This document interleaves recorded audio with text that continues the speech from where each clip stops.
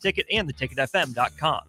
Big box stores are tempting for buying equipment for your high schooler in sports or for yourself in your sports leisures. But buying new is awfully expensive. Why not go somewhere with new and used options? Play It Again Sports has quality, slightly to gently used equipment, and 50% of their inventory is actually new equipment. And it's more than baseball, softball, and golf. They also have equipment for disc golf, fitness, hockey, and more. Plus, they're always buying products. Bring your gear you're done with and get trade money on the spot. Play It Again Sports at 48th and Vine.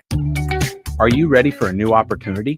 Check out Sandhills Global. Join a dynamic team where your skills are valued and your career can soar. We offer full-time positions with a 4.5-day work week, competitive pay, excellent benefits, and a positive work environment. From IT and marketing to sales and finance, we're looking for talented individuals like you. Apply today at sandhills.jobs and take the first step towards an exciting future. That's sandhills.jobs. Don't wait, apply now. At Parkview Animal Hospital in Lincoln, it's not just their professional care that sets them apart, but their warm staff and state-of-the-art facilities. Whether it's for a routine checkup or a comprehensive medical procedure, at Parkview, your pet isn't just another number, but a valued member of their caring family. Visit them at pahlincoln.com today and in person just south of 14th and Pine Lake Road. Parkview Animal Hospital, your pet, their passion for happier, healthier, furry friends. The party is back on in Lincoln this fall, and there's no party like the A1 Automotive Ticket Tailgate pregame show. Join the whole ticket crew for 2.5 hours of pregame coverage before every home and away game this football season as they get you ready for the game. It's the A1 Automotive Ticket Tailgate pregame show at our downtown studio at 11th and O, sponsored by Select Plumbing, Raising Cane's, Wall-to-Wall Wine and Spirits, Elway Power Sports of Lincoln, Currency, and the Kindler Hotel. Did you know that deer collisions are covered under the comprehensive portion of your car insurance? That means, like with hail damage or vandalism, since they are out of your control, they don't usually raise your insurance rates. And that's a good thing, since most deer don't carry liability insurance. At Eustace Body Shop, we fixed all kinds of animal collision damage, from cows to raccoons, bobcats, and even turkeys. We can't do much for the animal, but we can get your car back on all fours and looking like new again. The most recommended Eustace Body Shop. That's who we are. This is Lincoln's home for sports talk on the FM dial. Also online at theticketfm.com. On the internet. KNTK FM Firth, 93.7 The Ticket. Coming at you live from the heart of Lincoln, America. This is Old School, sponsored by the Mercado by Certified Piedmontese.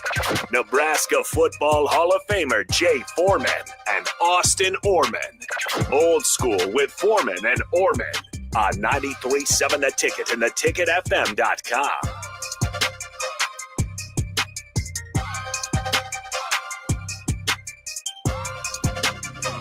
Welcome to it. It is Old School on a Wednesday. Hump Day. Happy midweek to you. 402-464-5685. The important numbers for you to know if you want to be a part of the show. That is our Starter Heyman Jewelers text line. The other important number for you to know, 1000. Comes with a phone number of its own, 508-777-1000.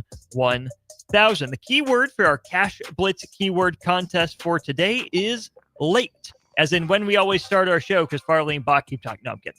LATE, late. Text late to 508-777-1000 or head to theticketfm.com. Click on Cash Blitz to enter for your chance to win $1,000. Doing it this week. Did it last week, I believe. Yep, this is the last week. So just a couple more days to get those keywords in. Winners will be announced tomorrow at noon. Let's bring him in. It's been a while. Husker Hall of Famer Jay Foreman in the house. Jay. What up? Good to see you. Good to see you. Been a minute. It might not be late is the word of it, but from here on out, I'm using the acronym LANK. And I'm exactly about to start letting everybody know. LANK. LANK. Yeah. LANK is not the word. LATE is the word. There it is. Nebraska, Michigan State will not be a late kickoff. It'll be a mid-afternoon kickoff. Eric is already firing shots at you, Jay. Why? What's up? He says the part-timer is back. But Eric, I'm full-time in your head. Eric, Tuesdays don't count. It's whatever they got going on Tuesdays. Friday and Monday I had to handle some. Yeah, obviously I had some personal stuff to handle with the the passing of Matt Verzo. So, Mr. Eric, I am back, and I'm ready. Eric, why don't you just bring all your built up? This is your way. You know what Eric is? You know, he reminds me. You know, I'm gonna not remind you exactly. Tell you who he is. He's too prideful to tell me he missed me. Truly, I missed you, Eric. Mm-hmm. He just has to come at you in a different way. Yeah, but I take it. Come from the king. That's not missed though. I got a family of savages. You can't get comfortable at a family reunion at all. Thanksgiving either. Even after eating turkey, Christmas, Easter. Even after eating turkey, you fall asleep. You're definitely gonna just wake up, frustrated. All heads to bed except yours, right? Yep. That's how it goes. Nebraska, Michigan State just around the corner. There'll be again an afternoon kickoff on Saturday. Jay, a little interesting series between Nebraska and Michigan State. Really since you were in school back in the mid 90s, then I had a bowl game matchup down in the Alamo Bowl, I believe it was, and then faced off a number of times since Nebraska's joined the Big Ten. Of course, one of the first meetings that will come to mind for Nebraska fans when they think about Michigan State is what y'all did to them up in East Lansing. And the iconic quote from Coach Osborne to Nick Saban, "Don't worry, you're not as bad as you think." Yeah. It was, I was 95, and, they had a really good team. I mean, you got to think they had Moose Muhammad, Derek Mason, Tony Banks, who I played with in the NFL. I know Moose Muhammad very well, living in Charlotte. So I know, obviously, played against him a few times, and Derek Mason. And then on defense, they had Cedric Irvin, as a running back, and a couple other offensive linemen, Flozell Adams and stuff. So they had talent. Nick Saban, obviously, he was recruiting me a year or two previously, to go to Michigan State. But, a team that we played on in 95 was special. And then obviously we got after him again in, 96. So, we had good fortune, against them. And even in recent history, Nebraska's had some battles with them, up there and here. So it's going to be interesting to see what comes Saturday afternoon. That's exactly what we're diving into here in the first segment of the show, is just how good this series has been between Nebraska and Michigan State. Neither, fan base would consider this a rivalry by any stretch of the imagination. There have been some really good games. In fact, if you look back, the last 5 games have all been decided by 5 points or less. 2 of those Nebraska wins, 3 of those Michigan State wins. And Nebraska, since joining the Big Ten, is above 500 against Michigan State in those games. But let's just go back, Jay, to when Nebraska first joined the Big Ten. Ho-hum, no nonsense, 24-3 win over Michigan State in 2011. 2012 comes. There's some drama. Nebraska needs a late touchdown pass caught by Jamal Turner with 6 seconds left to essentially walk that game off up in East Lansing. Of course, these games were played when both teams were members of the Legends division before it went to Big Ten East and West. Nebraska did lose 2 in a row then. 2013, Nebraska had 5 turnovers in a 13-point loss.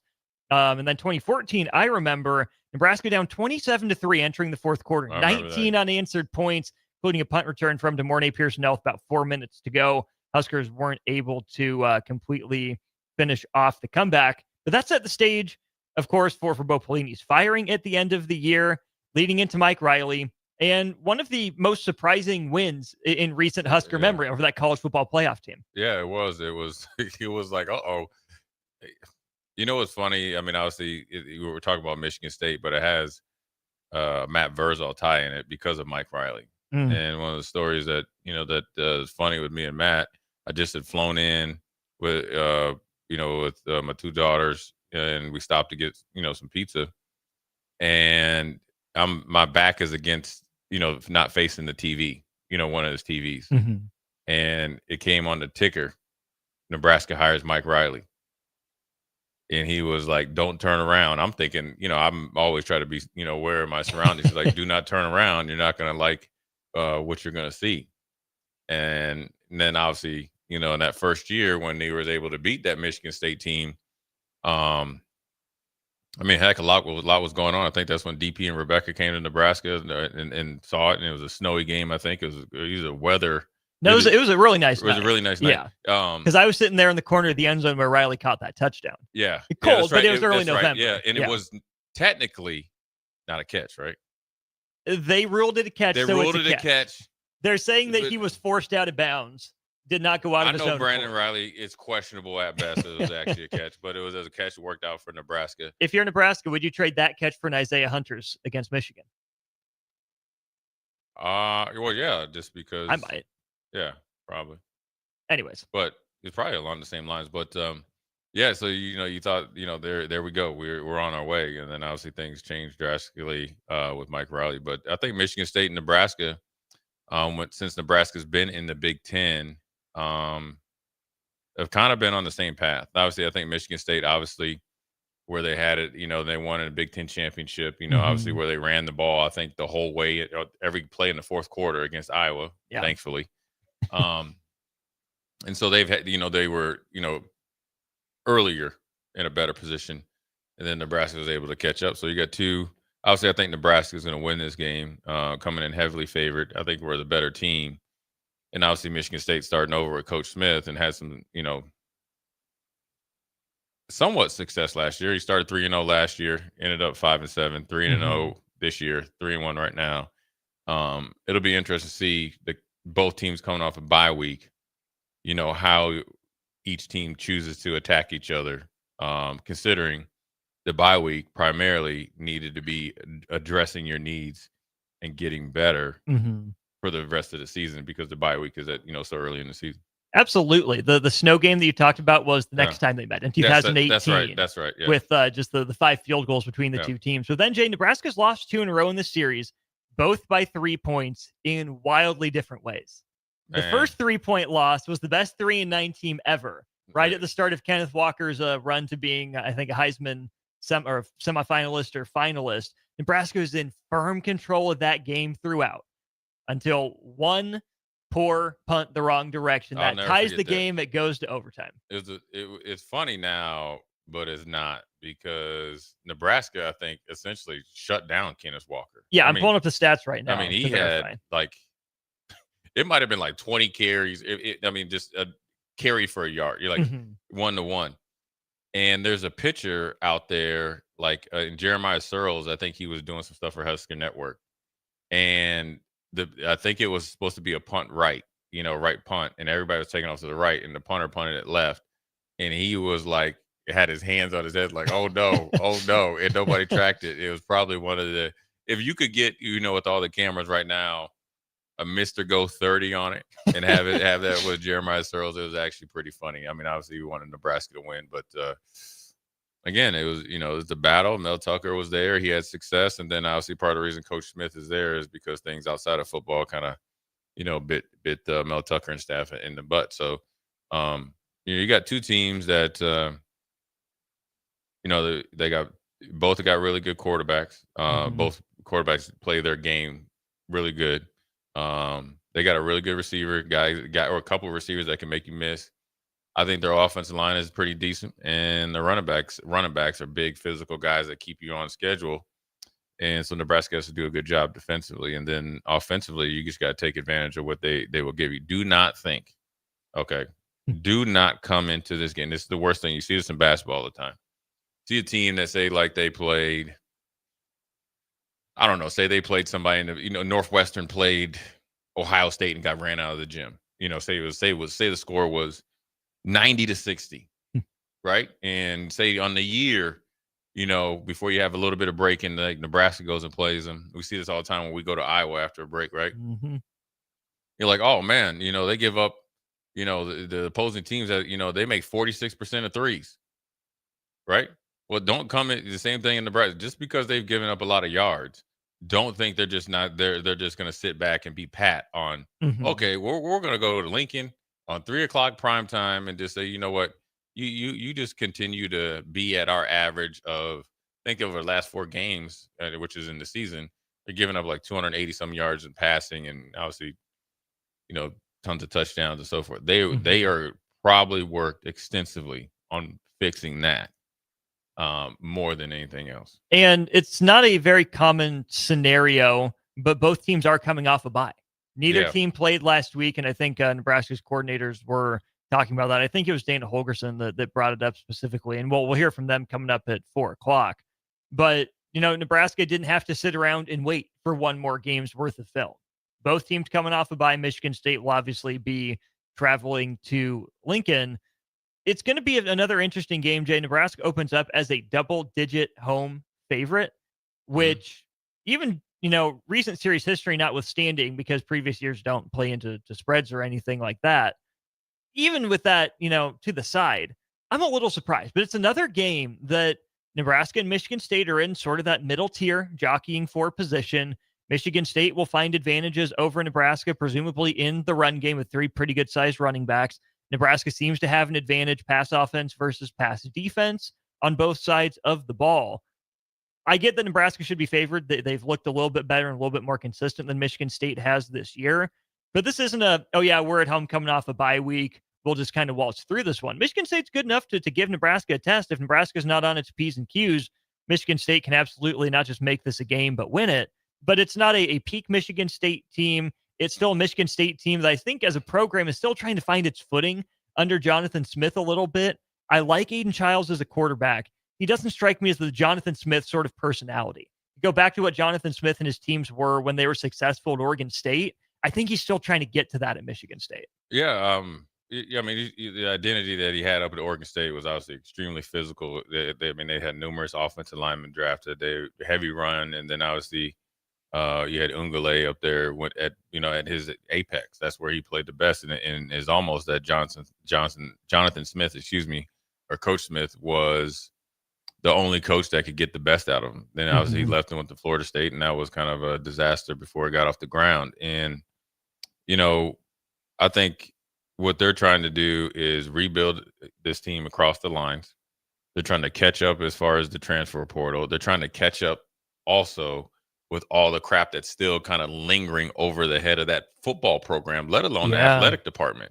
So you can't really operate freely and do the things because, you still got the Mel Tucker situation. You still got the situation with the doctor, Nasser, right? And so those are like unresolved, like not even black clouds. Those are just like Armageddon over it, right? And so then you're thinking about, okay, we got to raise money for NIL. We got the new revenue sharing. The Big Ten is constantly changing, and here we have a new coach that we believe in. And we don't have the pieces yet because you got to think there's a lot of good players that left that program, whether they were tied to Mel Tucker or not, but just didn't know where they stood when Coach Smith came in. And you got to think Sam Leavitt was there. Yeah. Probably well, for sure, not for sure. Most likely a first-round pick, potentially if he plays in and all the other stuff lines up, be the number 1 pick. So when you think about where they're at right now, Aiden Childs, I think he's gotten better. I think he is dangerous now.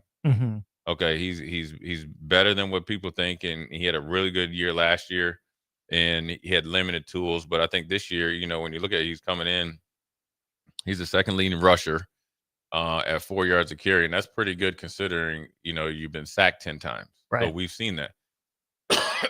So that means when he tucks and pulls it, without the sacks, but when he tucks and pulls it, he's gut punching that defense now. Yeah. And don't sleep because he's kind of tall and lean. He's strong. And then they have like a dual-headed monster there with the run game, and Omar Kelly and Nick Marsh have done a really good job, and they've done a good job of scoring points. So that's where the point spread is probably a little bit misleading. The problem is Nebraska's at home. Your defense is on a historic pace of being maybe the worst in the nation against the pass. right? If they keep this up. Yeah. Somebody will lose their job, and there'll be a lot of players coming in on the defense side in the portal. That's where I think it's at. But I think if we do not contain Aiden Childs, both in the conventional passing game and let's say the off-schedule passing game, because when you look at how they were able to jump out to a lead against USC, they were running through USC's defense at the beginning. In the 50-plus yard touchdown, the first one was off schedule. He broke out of the pocket, and he dropped a dime. Okay, so you better come prepared. And so, this is also a unique time in both programs' season right now where both of them coming off losses. Michigan State can not lie to themselves, really say, hey, look, we competed. when the game kicked off, it was dang near midnight, in Central Standard Time or close to it. When the game, that's not a normal game time, so that you can kind of like lessen the loss. They're probably telling themselves USC is more athletic and more talented than Nebraska, right? And we woke up later in the game because of our, we finally get going, being out on the West Coast, and they could say, okay, maybe we should have went out there a day or two earlier. Okay, then you start looking at the, how you compete, and you really condense that loss down for them. And then the same thing Nebraska's doing, but then also you have to make sure, okay, what can we control, or what can we fix, or what do we have to continue to get better at? That's where the bye week comes in, and then also it gives them, along with Nebraska, extra time to be at your best. This is almost like the first game of the season. Yeah. Because both teams won't be able to, except for when we have another bye week, be able to prepare as long and I guess as strenuous, for another game, except for Cincinnati, Michigan State, and I think going into Penn State. Going into Penn State. So you're expecting, as a player and as a coach, you're going to get their best performance, and so will we. Certainly needs to happen for Nebraska entering a pretty pivotal month of October. I like this game where it's at on the schedule, Jay, to give Nebraska a chance to find itself a little bit after the Michigan loss, figure out what Nebraska's doing well, what it's doing not so well. October is an interesting month for Nebraska. Michigan State first, road games back-to-back in the span of 6 days, at Maryland and at Minnesota before home date against Northwestern. Not an easy month, but a navigable one for Nebraska if it took advantage of the bye week. I like the Michigan State test being first. I think that it's a test that's going to prepare Nebraska in some ways for what Maryland wants to do. And then even though the dual threat nature of Lindsey up at Minnesota, Michigan State somewhere I would say probably in between Maryland and Minnesota and some of the scheme things and approach.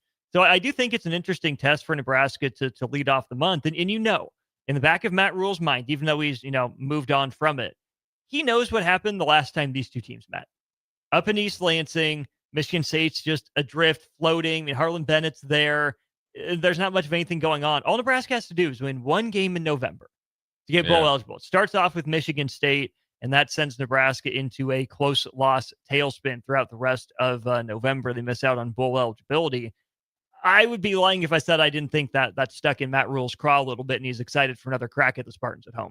Well, it definitely would motivate you, to further get, especially for some of the guys, which would be your veteran players that are on the team now, that were on the team then, and understand that, we had a chance to do something special, or not something special, but do something, I guess somewhat, you had won more than 3 games and you come in the first year on a whim and you get 6, you definitely squeeze some juice out of the turnip if you're able to do it and say, look, these guys came in and they took advantage of us and they were dangerous. And so they're going to come down here with the same mindset. You could sell it to your team to be motivated on top of all the things that you had going on from the Michigan loss. And look, coaches got long memories. They understand it, but there's 2 different staffs and a lot of different players. So only thing that's same is the uniforms and their, their mascot. But, I think when you look at this game and you look at the bye week and more importantly, look at the 4-game stretch, it's not just about 2025. This 4-game stretch, if you're able to say you go 4-0, there could be, and this isn't even like you're beating the Georgias and Texases and all them, but it doesn't matter. Right. You're able to go 4-0, right? Or 3-1, but more importantly, 4-0.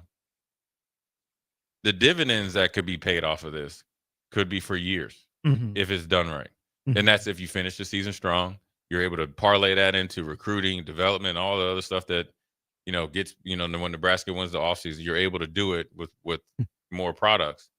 This 4-game stretch is huge because it's number one, it will lessen the Michigan loss. Number 2, it will show a sign of maturity by the players in the locker room. Number 3, it'll validate everything that they know. Right? Because they know the team better than anybody that's on the radio or even thinking about the team. And number 4, it will give the players that blind and I call it delusional confidence that they're able to do something, that they're able the winning to feeling. Yeah, but it's not just a winning feeling. You will be able to draw back on this more times than not as you start to face the last 4 games in the gauntlet. and that will springboard you, and it'll be tangible. It won't be something that Coach Rule and the staff has to tell you. It'll be something that you'll start to hear the players talk amongst themselves about. They'll feel it. They'll know what to talk about. They'll know how to approach it. In the next bye week or any other bye week prior to that, it'll be a different approach. They will understand the difference in the magnitude of the small things that lead to big things, and so it all could just be a springboard to a ton of success. So, how important is it for Nebraska to get bowl eligible in October instead of waiting till November? I think it's very important because it's tangible, and the only thing that's tricky is the travel. But you already know that. I think handling your business come Saturday at 3. Again, with Michigan State somewhat playing, the quarterbacks are almost the same. Yeah, but one's 2 years in and playing starting. One's a true freshman. Now Maryland's defense is a little bit better, but it kind of it's kind of like you get to play the same type of team, and then you come right around and say, okay, now we got to kind of shift our mindset into, which potentially is kind of more of what Matt Rule talks about in their mindset is like, okay, we want to be a grind you out type of old school Big Ten football game on a Friday night. And you talk about being motivated. I was like, hey, listen, we went up to Minnesota and beat the dog tar out of them, except we fell asleep there, and they made a program or season changing play where essentially he was in bounds on that catch on that seven cut by a toenail. Yeah. I mean, it was an extraordinary catch, and it was a shot in the dark, and you got to give him credit. Well, so we know we can do what we need to do. And I would probably say that Minnesota team then is better than the one, especially offensively now. So you'll have everything set up for you. So normally in this time of situation with these 4 games, and you talk about the travel in years past, and I hate doing that and all that other stuff. Like, oh, Nebraska, they could, their season's, they won't be able to handle it.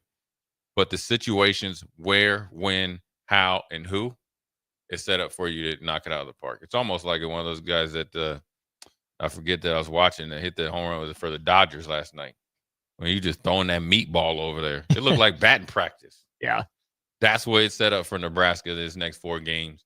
And then also you got Northwestern by that time be ripe for the picking, like some of these tomatoes I'm about to plant next year. Ooh. Oh yeah. Elevated garden. I like that for you. By yours truly. What are you pairing with your homegrown tomatoes? Cucumbers and onions. There we go.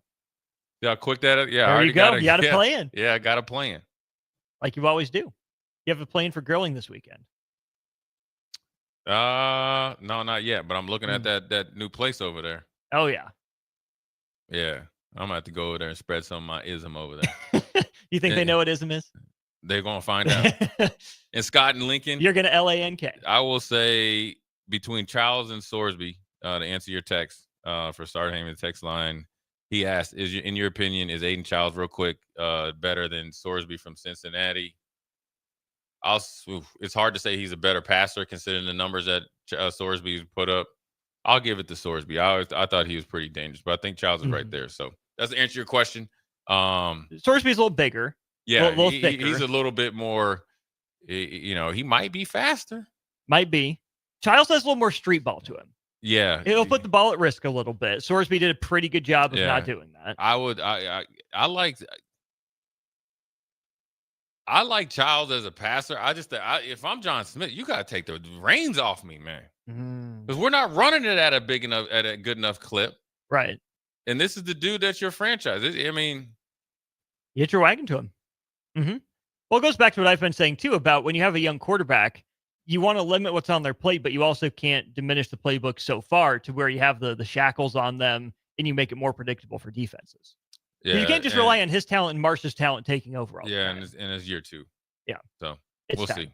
It is time for us to go ahead and take a break. Big thanks to the Mercado by Certified Piedmontese for their sponsorship of the show. More Old School right after this. You're listening to Old School with Jay Foreman and Austin Orman. Download the mobile app and listen wherever you are on 93.7 The Ticket and theticketfm.com.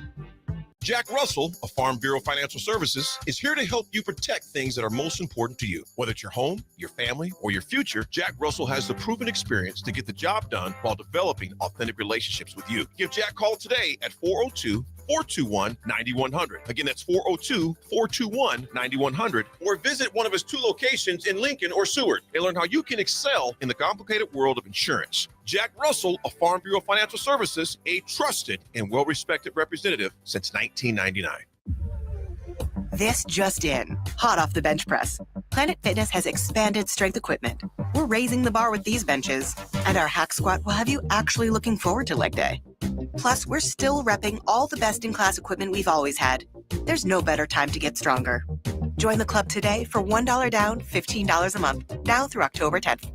Planet Fitness is proud to partner with Boys and Girls Clubs of America to create stronger, kinder communities.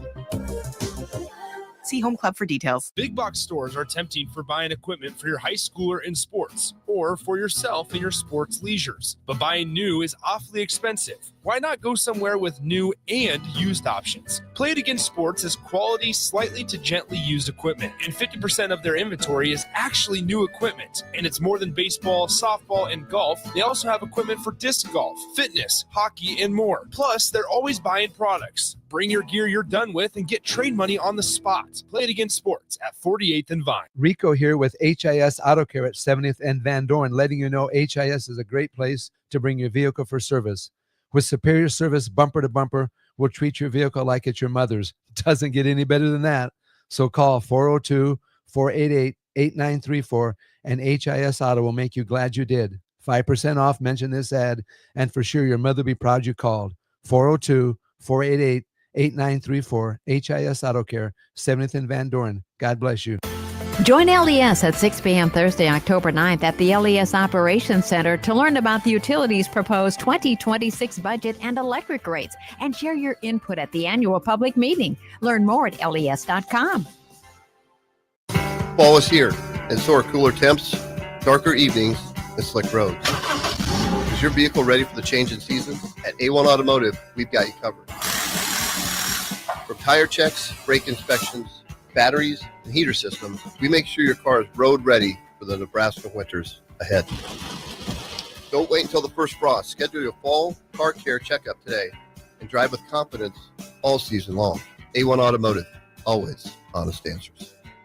Are you looking to upgrade or improve the garage door on your home? This is Cameron Hall of Doors Plus. At Doors Plus, we guarantee to offer a wide selection of options from 5 leading garage door manufacturers as we deliver a free estimate, exact measurements, and rapid installation with a 3 to 5 week time frame. When you choose Doors Plus for your residential garage door needs, you'll work with our experienced technicians and be ensured that your new door seamlessly complements your home. Give us a call at 402-590-5800 or visit us online at DoorsPlusLLC.com.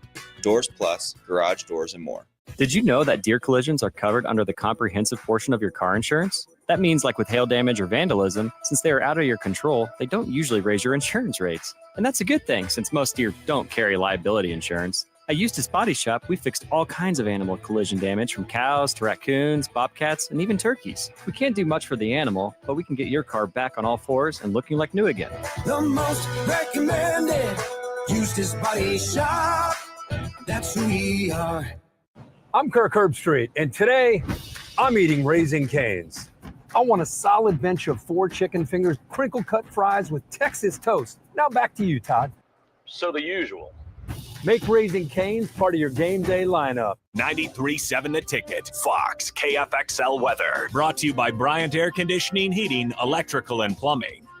Your Lincoln forecast for today, we'll see mainly sunny skies, breezy and warm, with an afternoon high around 85. Tonight, mainly clear skies, a light breeze, a low around 64. And tomorrow, we'll see mostly sunny skies return, be breezy and warm with an afternoon high near 89. I'm meteorologist Kyle Fletcher from 93.7 The Ticket and theticketfm.com. Start your Sundays off right with Jeff and Nicole Essink on Fitness Fanatics. Jeff and Nicole discuss health and wellness, how to achieve fitness goals, and more through the life of gym owners and gym goers. It's Fitness Fanatics from 9 to 11 a.m. on Sundays on 93.7 The Ticket and theticketfm.com. Back to old school with Foreman and Orman on 93.7 The Ticket and theticketfm.com. Rolling right along through old school here on 93.7 The Ticket. Austin Norman, Jay Foreman with you. We'll hop off Nebraska, Michigan State for just a minute. Plenty more to get into on that front. We'll talk to Evan Bland of the Omaha World Herald in just less than an hour. Then Whiteboard Wednesday coming up at the top of the 5 o'clock hour as well. Jay's got a diagnosis of a play to break down for you. So make sure you are on Facebook, YouTube, Twitter, or Allo Channel 961 by the time 5 o'clock rolls around. Jay, one of the longest-running sagas in the NBA is officially over. The Golden State Warriors and Jonathan Kuminga have officially agreed to terms on a contract. The numbers are pretty interesting for Kuminga. Essentially, it's 2 years, $48 million with some incentives and a trade kicker in there. Team option with a $22.5 million cap hit in year one, worth up to a maximum of $27 million in year two. So the first thing is he signed. They came to a resolution after his agent started going scorched earth, trying to get more money out of the Warriors there for a while. Good for the Warriors that they re-signed him. Should they have tried harder to get him out and trade him? What do you make of him just returning to the Warriors to begin with? I think it's number one. It's essentially a 1-year deal, kind of like, all right, dude, and it's not even a 1-year deal. They're going to keep him until January. It's kind of like the D'Angelo Russell, kind of when they traded for him to Timberwolves, and that was a stopgap. And it's this the stopgap that this contract is doing is stopping the agent and stopping the nonsense because the season has started. They just are starting training camp, and he's a player. He's in a weird situation, this is my opinion. And you see this all the time in football, and you see it in college football and pros, and you see it in the NBA all the time. He's shown when he was a younger player, he shows all the skill sets and all that stuff at short spurts of being a really good fit with the Golden State Warriors. You know, he could have been at times a small four, not like Draymond, but a small four when Draymond goes to center. Showed the ability to shoot the three and obviously get in transition. Obviously, defense is obviously a big deal for them. But then I think I wouldn't say he plateaued, but I think they has other players that kind of accelerated, their growth, and they didn't forget about him, but they didn't develop him in game situations, right? They didn't really allow him to flourish. Now Steph Curry is like fighting the age of, or the time, the age of time, and seems to be getting better, and he wasn't able to step up. And then obviously they thought more teams would be interested. The agent thought more teams would be interested. There was, but I think his contract demands might have been too high at that, pay rate. So they came to a happy medium. It's weird because if I'm Golden State, I'm a little hesitant to get rid of him. But you got Jimmy Butler. Right. So that ain't going to work. You still got Draymond. And you still got Steph. And you still got the pieces, all that right there. So then it's like, okay, where does he fit in? Now, he ends up going to, let's say he goes to the Toronto Raptors. Or just a team like that where he can really be a little bit more ball heavy. They start running some stuff for him. And now all of a sudden you see him averaging 18, 6 and 4.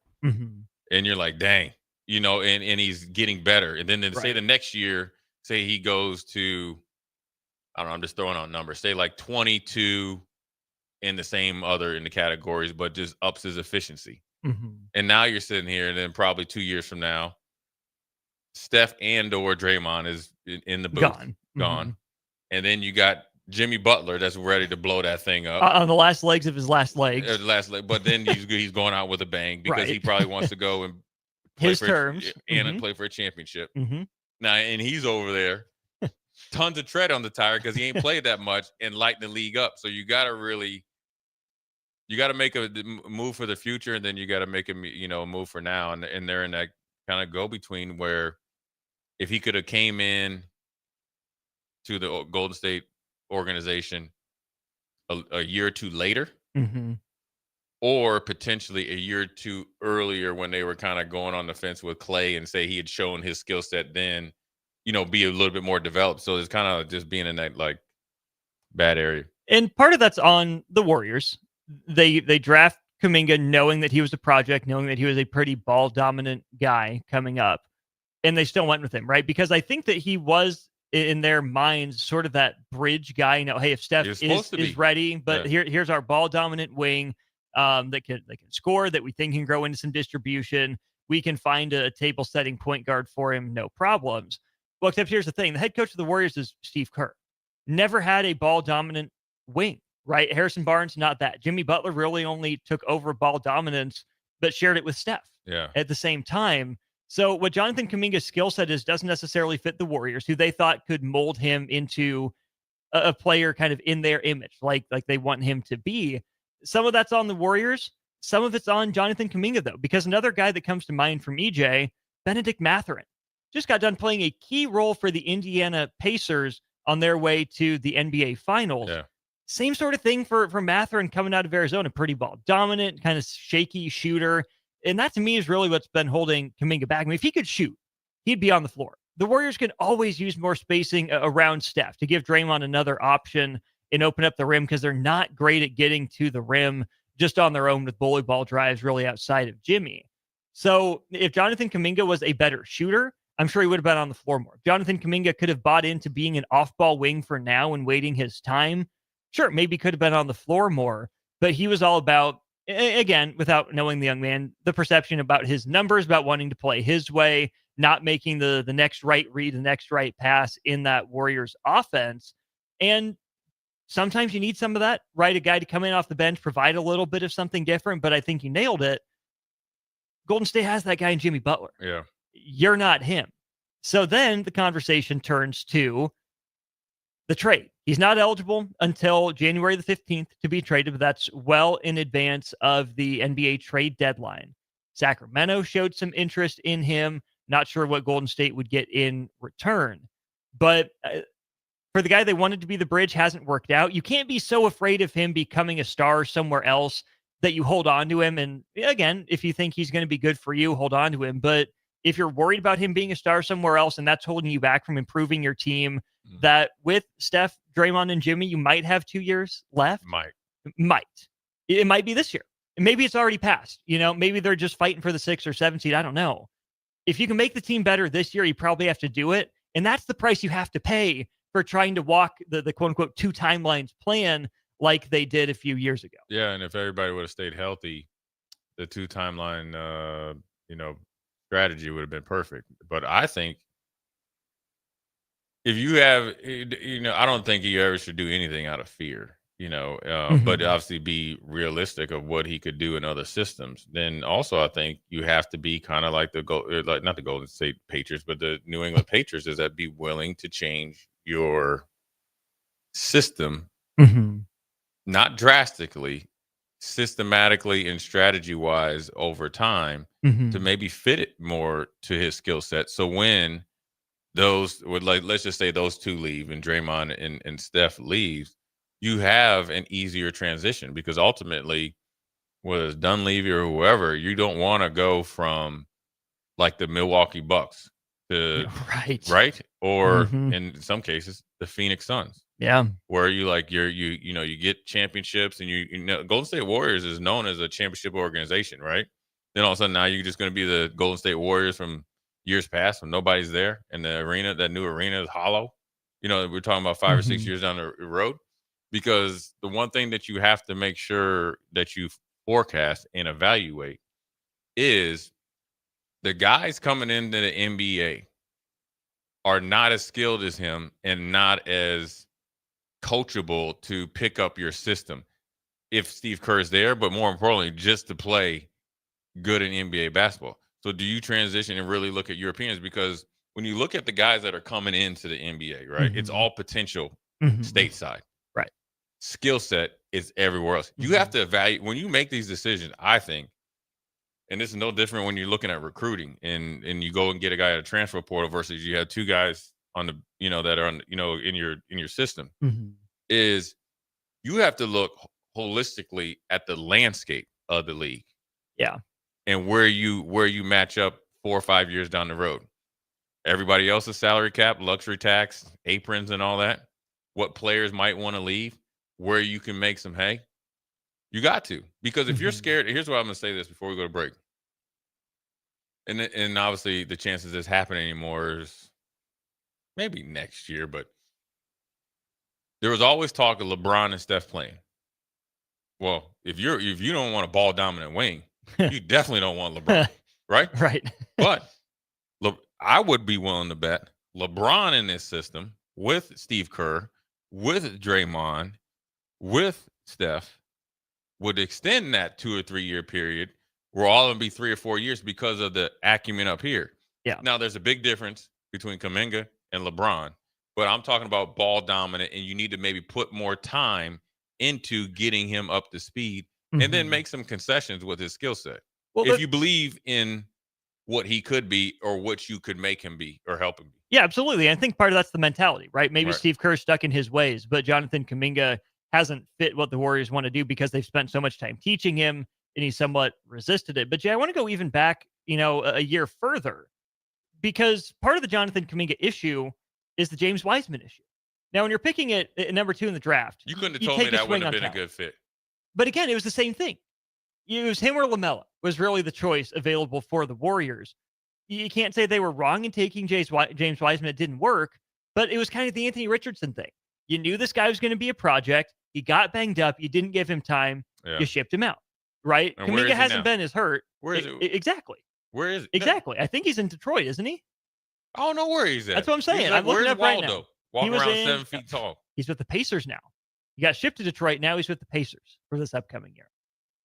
So you made a mistake with Wiseman, either the drafting mistake or not sticking with him. Patrick Baldwin Jr. didn't do anything for you. Really, your best draft pick of the last 6 years is Brandon Pajemski. Yeah. Do you even like him, though? He's fine. But you took him 20th, and you're getting fringe rotation.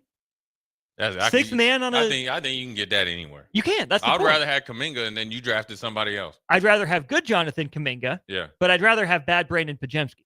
Because bad Kuminga, you don't get anything from Andy hijacks your system.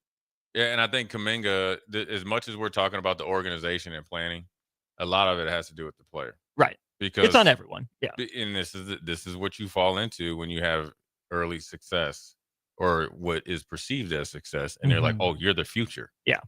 Here's the problem. You see this sometimes in football after teams win championships, national championships, or whatever, is the guys that come in last think that they're the guys of the previous. Yeah.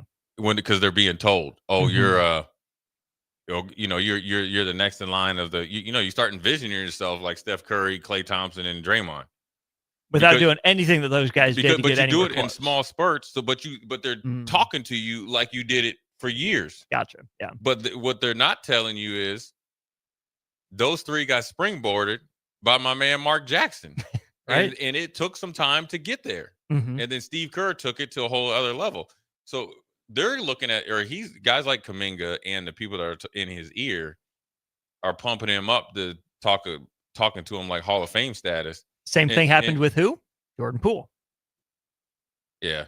I don't know how Jordan Poole got that brand new from Ann Arbor, Michigan to Oakland. And then, but again, it's a track record with the Warriors. Hold on. Give him credit though. Last year, late in mid 20s adulthood, he matured. Yeah, he got better. Yeah. He was solid for Washington down the stretch. Some quick hitters on the rest of the Warriors roster then, Jay. DeAnthony Melton back on a 2-year deal. Gary Payton II back on 1-year vet minimum. Seth Curry, Steph's brother, will sign an Exhibit 9 deal. He'll be with him through training camp. They'll cut him.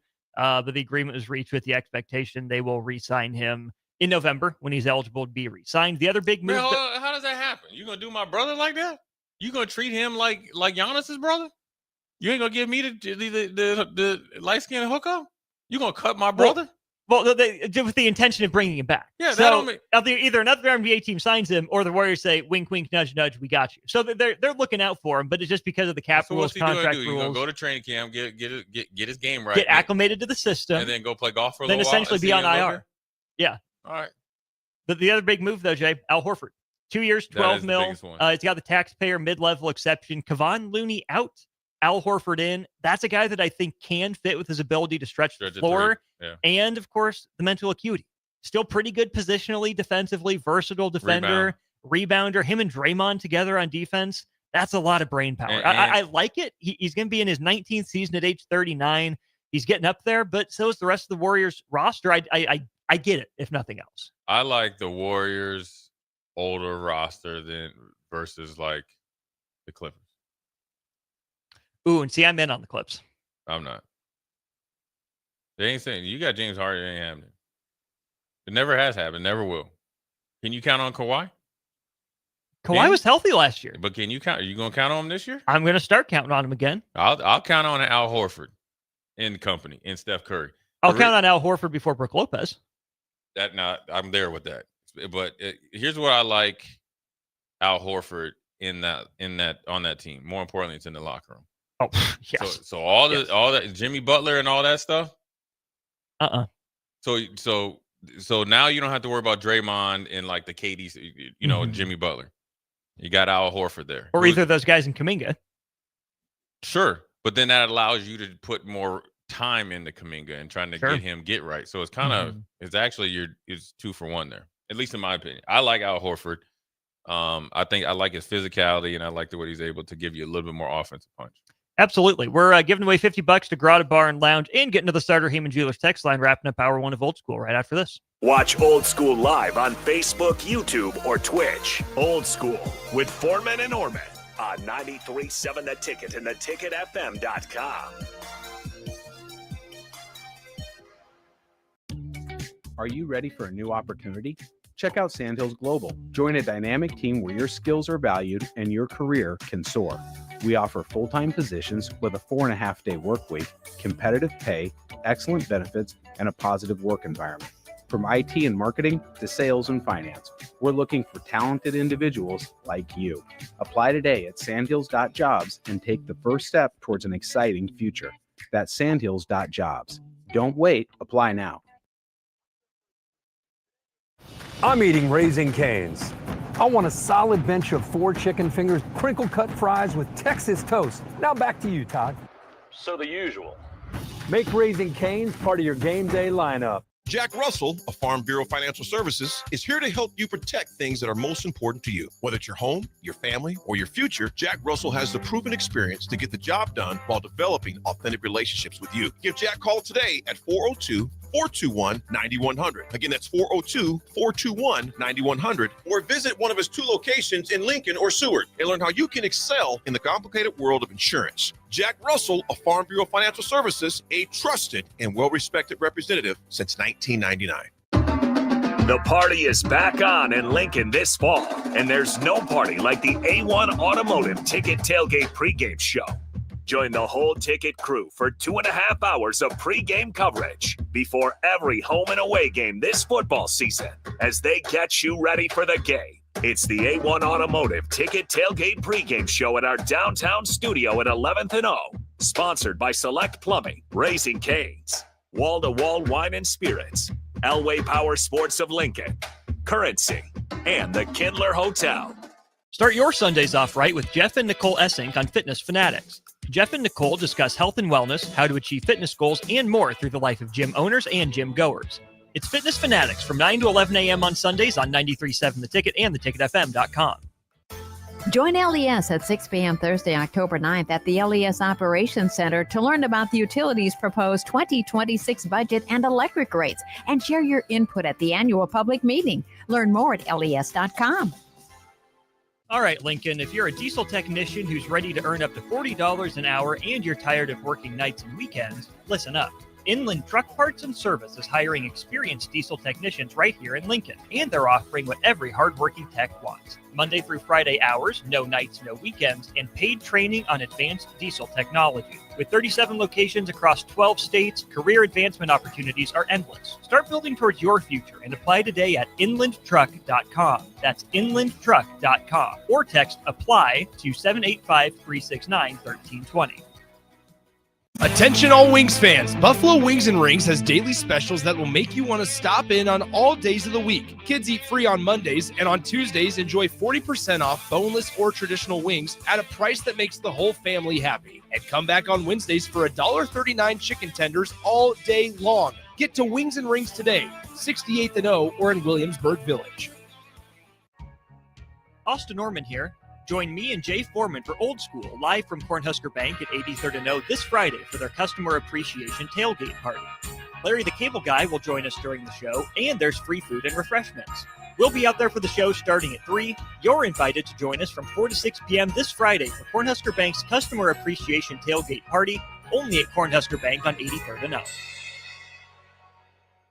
Concrete Industries has immediate job openings for precast production laborers and maintenance technicians. Concrete Industries offers great pay, health benefits, 401k, a wellness program, holidays, and paid time off. Apply today to earn a starting pay of $21.50 per hour plus a $1,500 hiring bonus. Concrete Industries is hiring all experience levels and offers on-the-job training. Start your career today as a precast production laborer or maintenance technician. Visit concreteindustries.com. Are you looking to upgrade or improve the garage door on your home? This is Cameron Hall of Doors Plus. At Doors Plus, we guarantee to offer a wide selection of options from 5 leading garage door manufacturers as we deliver a free estimate, exact measurements, and rapid installation with a 3 to 5 week time frame. When you choose Doors Plus for your residential garage door needs, you'll work with our experienced technicians and be ensured that your new door seamlessly complements your home. Give us a call at 402-590-5800 or visit us online at DoorsPlusLLC.com. Doors Plus, garage doors, and more. Schweizo Construction is now hiring for skilled craftsmen, steel erectors, concrete workers, and general laborers. Schweizo Construction offers great benefits like premium wages, health and dental insurance, paid holidays and vacation, 401k with company match, life insurance, and disability insurance. They pride themselves on a legacy of 40 years built on integrity and trust. Joining their team means becoming part of a family that values hard work, dedication, and mutual respect. Apply today at Schweizo.com. That's SCHWISOW.com. Back to Old School with Foreman and Orman on 93.7 The Ticket and theticketfm.com. Wrapping up hour 1 of Old School. Got your chance to win $50 to Grotto Bar and Lounge right here and now. Everybody's favorite question is what's for dinner, and the easy answer is Grotto Bar and Lounge, located in the Clock Tower Shopping Center at 70th and A. They've got all sorts of great things on their menu. Their unique, delicious options, including the peanut butter burger or wizard pastrami sandwich, also traditional items like burgers and French dip. They also have daily specials and incredible drink options. Visit Grotto Bar and Lounge today at 70th and A. We're doing the over-under question. I'll ask Jay Foreman for a number. Texter number 5 with the right answer, over, under, or push, will win the $50 to Grotto Bar and Lounge. All right, Jay. How many players in Major League Baseball history have made their Major League Baseball debut in the postseason? Oof. How many players in Major League Baseball history have made their MLB debut in the postseason? 20. Jay says 20. We need over, under, or push on our Starter Heyman Jewelers text line. 402-464-5685. I will tell you that one of them happened today. Chase DeLauder from the Guardians was on the 40-man, or was recently added to the 40-man. He debuted today here in the postseason as Cleveland ties up the American League Wild Card Series 1-1. To the Starter Heyman Jewelers text line we go. Ben wants to know, Jay, what is the football equivalent of having the bases loaded with no outs and failing to score a run like the Yankees did last night? Seattle Seahawks with Marshawn Lynch in the backfield in the Super Bowl, because the playoffs is that, and you don't get a touchdown. Yeah, and you end up losing the game and a ring. Now the Yankees can still make a comeback today, but it's probably stings even more because they lost to the Red Sox. Right. That makes it worse. That's like 2 losses. I think, what is it? The Red Sox have won like 9 of their last 10 games against the Yankees in the postseason, something like that. Yeah. They've won 9 consecutive closeout games in a series, which is pretty incredible. And we have the right answer from 1, 2, 3, 4, 5. Anthony is the winner. It is under. A good guess of 20. The Major League Baseball recently passed, I think it's a 20,000th player ever to play baseball. Chase DeLauder today became the 6th player to debut in the postseason in Major League Baseball history. Some interesting names. Mark Kiger from Oakland. Adalberto Mondesi debuted in the World Series back in 2015 for the Kansas City Royals.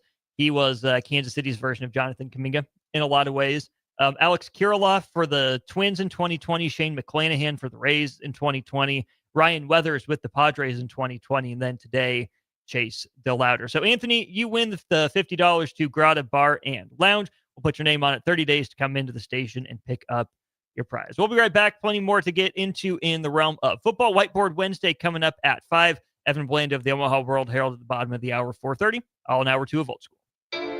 You're listening to Old School with Jay Foreman and Austin Orman. Download the mobile app and listen wherever you are on 93.7 The Ticket and theticketfm.com. All right, Lincoln, if you're a diesel technician who's ready to earn up to $40 an hour and you're tired of working nights and weekends, listen up. Inland Truck Parts and Service is hiring experienced diesel technicians right here in Lincoln, and they're offering what every hardworking tech wants. Monday through Friday hours, no nights, no weekends, and paid training on advanced diesel technology. With 37 locations across 12 states, career advancement opportunities are endless. Start building towards your future and apply today at inlandtruck.com. That's inlandtruck.com. Or text APPLY to 785-369-1320. Ready to score big with your projects? Look no further than Edward Stone, the MVP of natural stone for over 2 decades. Edward Stone is cranking out over 30,000 square feet every week and offers a winning lineup of over 70 quality natural veneer stone selections. Their unbeatable variety and experienced team will ensure your project is a success, whether it's a home renovation or a commercial build. And hey, they're not just about stone. They've got an all-star lineup of fireplaces, cast stone, brick, and much more. Swing by one of their locations in Lincoln or Omaha today and experience the Edward Stone difference, your reliable choice for over 20 years. Make your next event unforgettable with Grazing Gouda, your local artists and experts in charcuterie and grazed tables. From boardrooms to ballrooms, they turn gatherings into experiences with stunning spreads of artesian cheeses, cured meats, fresh fruits, and gourmet bites. Perfect for corporate luncheons, weddings, parties, or any celebration that deserves a wow moment. They handle the details. You take the compliments. Book your graze table today at GrazingGouda.com. Grazing Gouda, because every event deserves to be savored. Fall is here, and so are cooler temps, darker evenings, and slick roads. Is your vehicle ready for the change in season? At A1 Automotive, we've got you covered. From tire checks, brake inspections, batteries, and heater systems, we make sure your car is road ready for the Nebraska winters ahead. Don't wait until the first frost. Schedule your fall car care checkup today and drive with confidence all season long. A1 Automotive, always honest answers. Are you ready to transform your body and your life in just 10 weeks? At Farrell's Extreme Body Shaping, our kickboxing challenge combines heart-pumping cardio, strength training, and proven nutrition coaching to deliver real results. Lose fat, gain strength, and feel more confident than ever.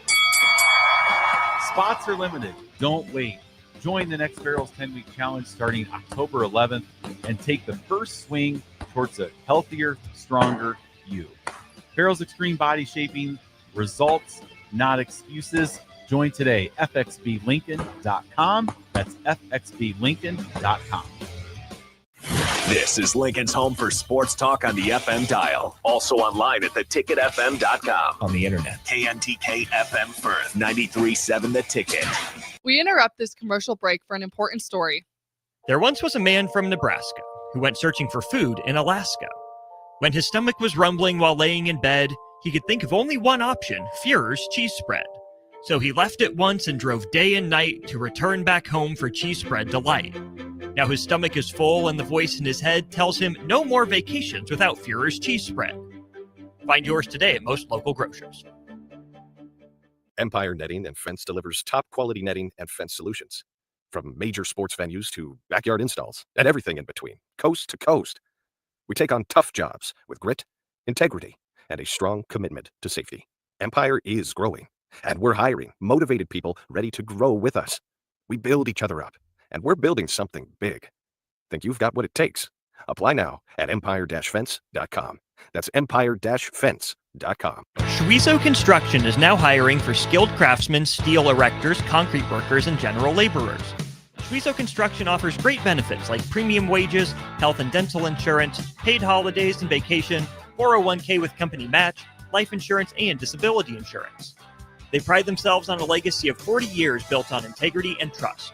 Joining their team means becoming part of a family that values hard work, dedication, and mutual respect. Apply today at Schweizo.com. That's SCHWISOW.com.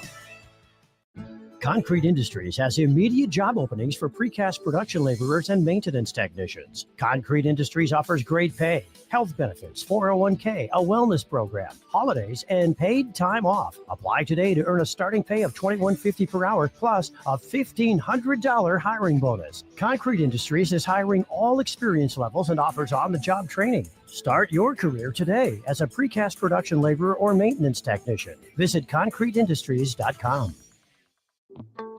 Wall to Wall Wine and Spirits is your place in North Lincoln to go for all your needs in wine, spirits, and beer. They also have a large variety of cigars in their walk-in humidor, and they have a top-notch walk-in temperature-controlled high-end wine room.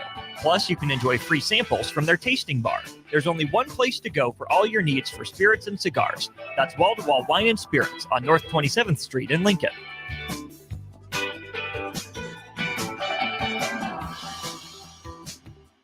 Coming at you live from the heart of Lincoln, America. This is Old School, sponsored by the Mercado by Certified Piedmontese.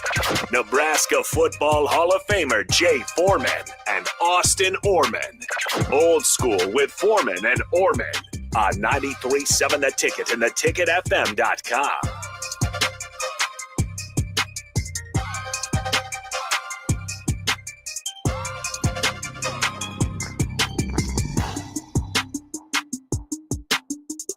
Here we go, hour 2 of Old School. Austin Norman, Jay Foreman with you till 6 o'clock here, 93.7 Ticket, ticketfm.com. See plenty of you rolling by 1040 O Street. Feel free to stop by the mill, wave on your way by here at 1040. Would love to see you and say hi. Big thanks to the Mercado by Certified Piedmontese. Don't forget, you need some plans for supper tonight. Hit up the Mercado by Certified Piedmontese. 3 Lincoln locations for you to get to, 84th and Havelock, 85th and Old Cheney, or Andermatt, I should say, and then 30th and Yankee Hill here in Lincoln, and then 162nd and Maple up in Omaha.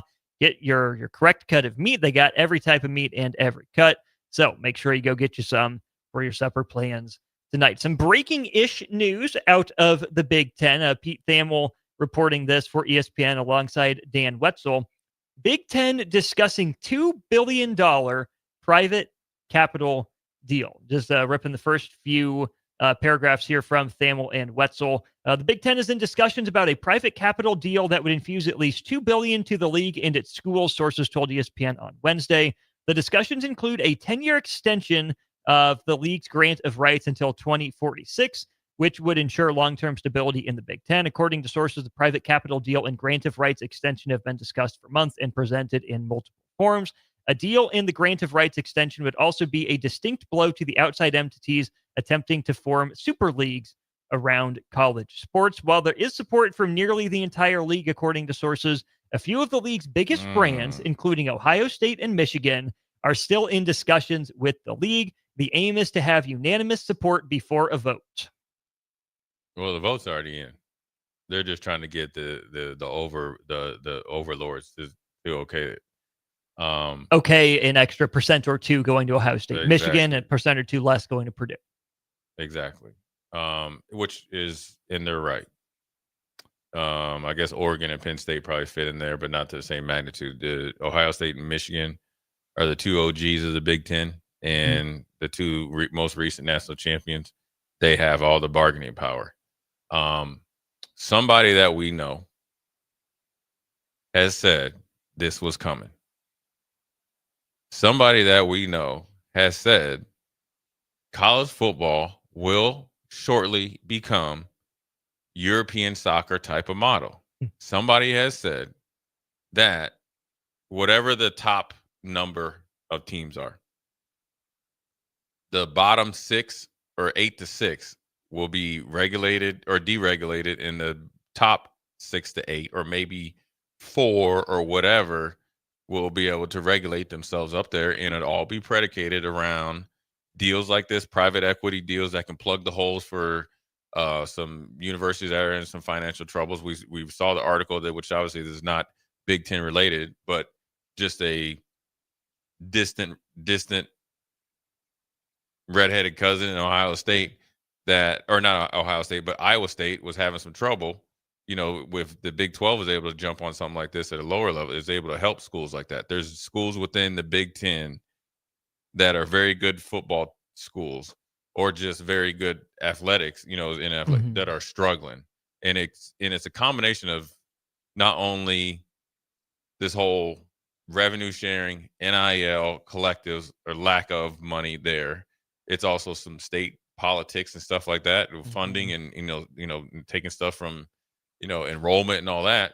So deals like this is right on the point. I think when you look at it, I think Penn State in the summer, I think they sold the rights to their field or the stadium. Yeah, that sounds right. The field, right? Something like that. Yeah. So that's that. When something like that happens, it's almost like when they flash something out on national TV. I always say the movies get you ready for what's coming, right? We haven't seen any big alien ships come over yet. They probably had to stay away from Nebraska, but anyways, that's the first one to see what the reaction was. There wasn't a lot of like waves, bad in a bad way. Now you got this private equity money. Now, obviously, then what's going to make people mad? They got to decide where it's coming. It's probably coming from Dubai, right? Or like over there. But it doesn't matter. It's going to help keep college football as it is right now, above water, because I think they projected as a Big Ten with the way it was going, it wasn't sustainable for every Big Ten team. And also, I like it for the Big Ten. This is the perfect time as long as Michigan and Ohio State don't drag their feet. They've tried to strategically bump themselves up ahead of the SEC, whereas a few years ago, the SEC was in control. Well, guess what happened? Nick Saban's gone. I won't say you're done, but you lost a ton of leverage. You even see it. Saban gone, vortex open, money flowing. Here comes, no matter what, here comes Michigan national champion. Here comes Ohio State national champion. And this is the perfect time if you're the first one for private equity to kind of be more solid. So if there is a changing of the guard in 4 years, 5 years down the road, you coming in with my game plan already ready to go.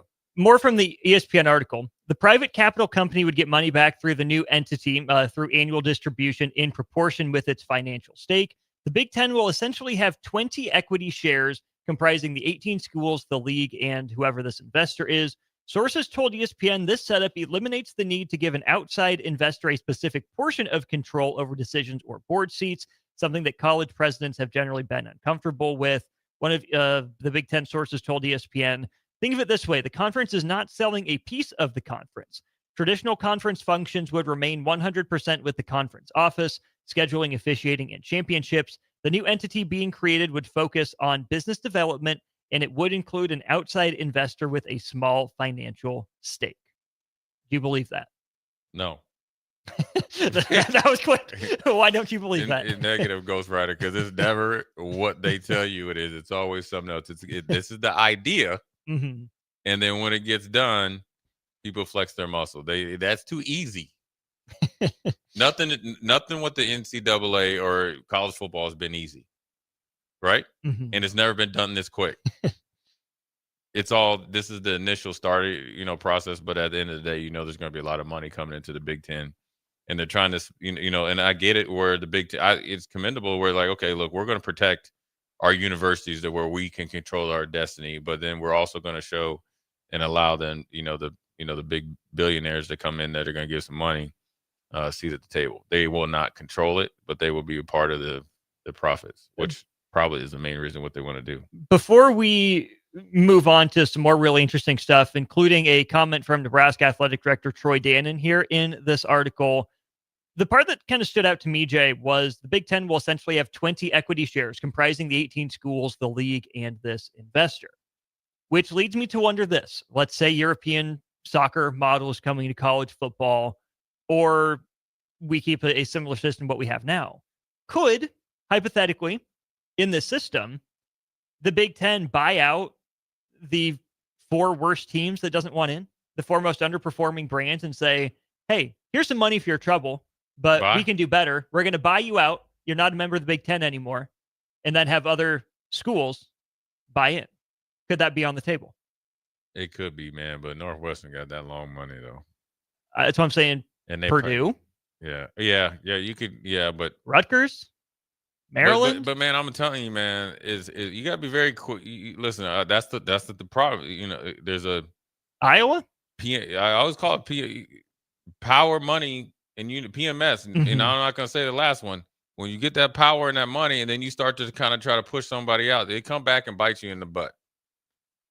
Don't be so quick to jump through hoops and start playing a role for you guys. The money's going to be there, so you don't have to change anything. Right. Now, sure, could we go pluck off? It'd be great if we could go pluck off the teams this year, Miami and Florida State, like we had talked about, or whoever, and say Duke and North Carolina.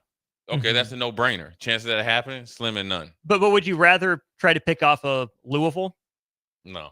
That's not. Come on, man. It's Louisville. That's just for football. Would you rather pluck off a Louisville or Purdue? I mean, yeah. Right now, sure, but does that fit your model? And really, is it worth the money? Is the juice worth the squeeze? Is Louisville going to do something to the magnitude that's going to be significantly different than Purdue? Okay, SMU. Football. Talk about long money. Yeah, then now that bread come with SMU. That's a different story now. Louisville, I would think I'd punt. But I could see just it. Throw names out there. Yeah, I could see something like that. I could see a team like that. I mean, here's the other reason I asked that, Jay, because 2 paragraphs down from where we stopped reading says this. One of the philosophies behind the move is that the Big Ten believes its ability to generate revenue holistically has been underserved, and they'd be sharing a small percentage of greater profits back to the outside investor. So instead of each team doing its free-for-all, each school going out and getting its own jersey patch sponsor, have one jersey sponsor for all 18 teams. That's part of the Big Ten's thinking here. And then here's this. This reads as a very ACC sentence. It also helps the league potentially better scale and leverage its 18 members. Going back to what we said at the beginning. Yeah. Ohio State, Michigan, Oregon, Penn State, you get more. Yeah. Bottom tier teams, you get less. Scaling and leveraging, that's what leads me to believe there's a world in which the Big Ten would buy out some of its underperforming members. Yeah, but some of these schools that you think you on a good footing, you get that call. You get that call that you gotta go to the Big Ten offices. Don't worry, and we're flying you out there too. It'd be like Ron went to the Jets. Turn in your playbook. How do you want this to read? You gone, so we can make you look as good as bad as possible, but you ain't a Big Ten member no more. You gotta be careful. Like I can tell you this: if I am not one of and it lets you know that Nebraska is in good standing because they got Troy in here. Let's read the Troy Dannon quote here. As a micro example of that, Nebraska Athletic Director Troy Dannon was quoted in an AP article last week on the looming discussion of teams wearing corporate logos on their jerseys. Dannon said, if you jump in now, and I'm going to get a little bit because of the jersey patches, I would really like to see if there's an opportunity for our conference to put all those jersey patch rights together, and all of a sudden they're worth a whole lot more to the institutions when 18 are playing instead of just 1. Yeah, I mean, I like it. But, man, I'm going to tell you this, though. I learned this from last week. Boy, you had that reunion. It's hard to get everybody in line. And especially when you got the Hatfield and McCoys. There's Ohio State and Michigan. I think if everybody... But in this case, they want the same thing. They want the same thing. But does one want more than the other? In the same category. One's going to want 1% more than the other. But do you think that's the discussion going on now? Or do you think this could be revisited? Like, if Michigan and Ohio State can both say, we deserve more if we've carried the standard for this conference. I think it can be revisited, but you got to get that. Give me a wink, wink, nudge, nudge, that I'll get 1% more than them down the line. You say yes to both schools, and you deal with that when it comes. Yeah, that could work, but I think Ohio State and Michigan will want to know what the parameters are because they're in constant competition. But I think who do you give the extra percent to?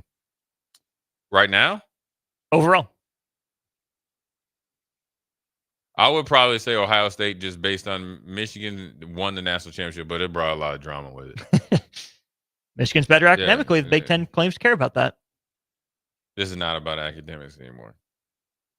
That's why if it is, then Purdue's not going anywhere. I just think it's coming. I like it. Everybody getting paid. And And it's got to be a team effort. I think you got to get the decision makers together. So that's the presidents, the athletic directors, chancellors, I'm assuming whoever else. Every university, you got to have like a big powwow. And they'll take it back to their board of regents or what have you. And you got to figure out that this is what we have to do. And you got to have somebody out there that's going to really be able to articulate clearly where college football is going. Not where you think it's going. Where it is. This is where it's going. Listen. So let's be ahead of the curve and take advantage of it. You could really take over college football in a lot of ways, at least in your mind, and then obviously getting ahead of this because Nick Saban's gone.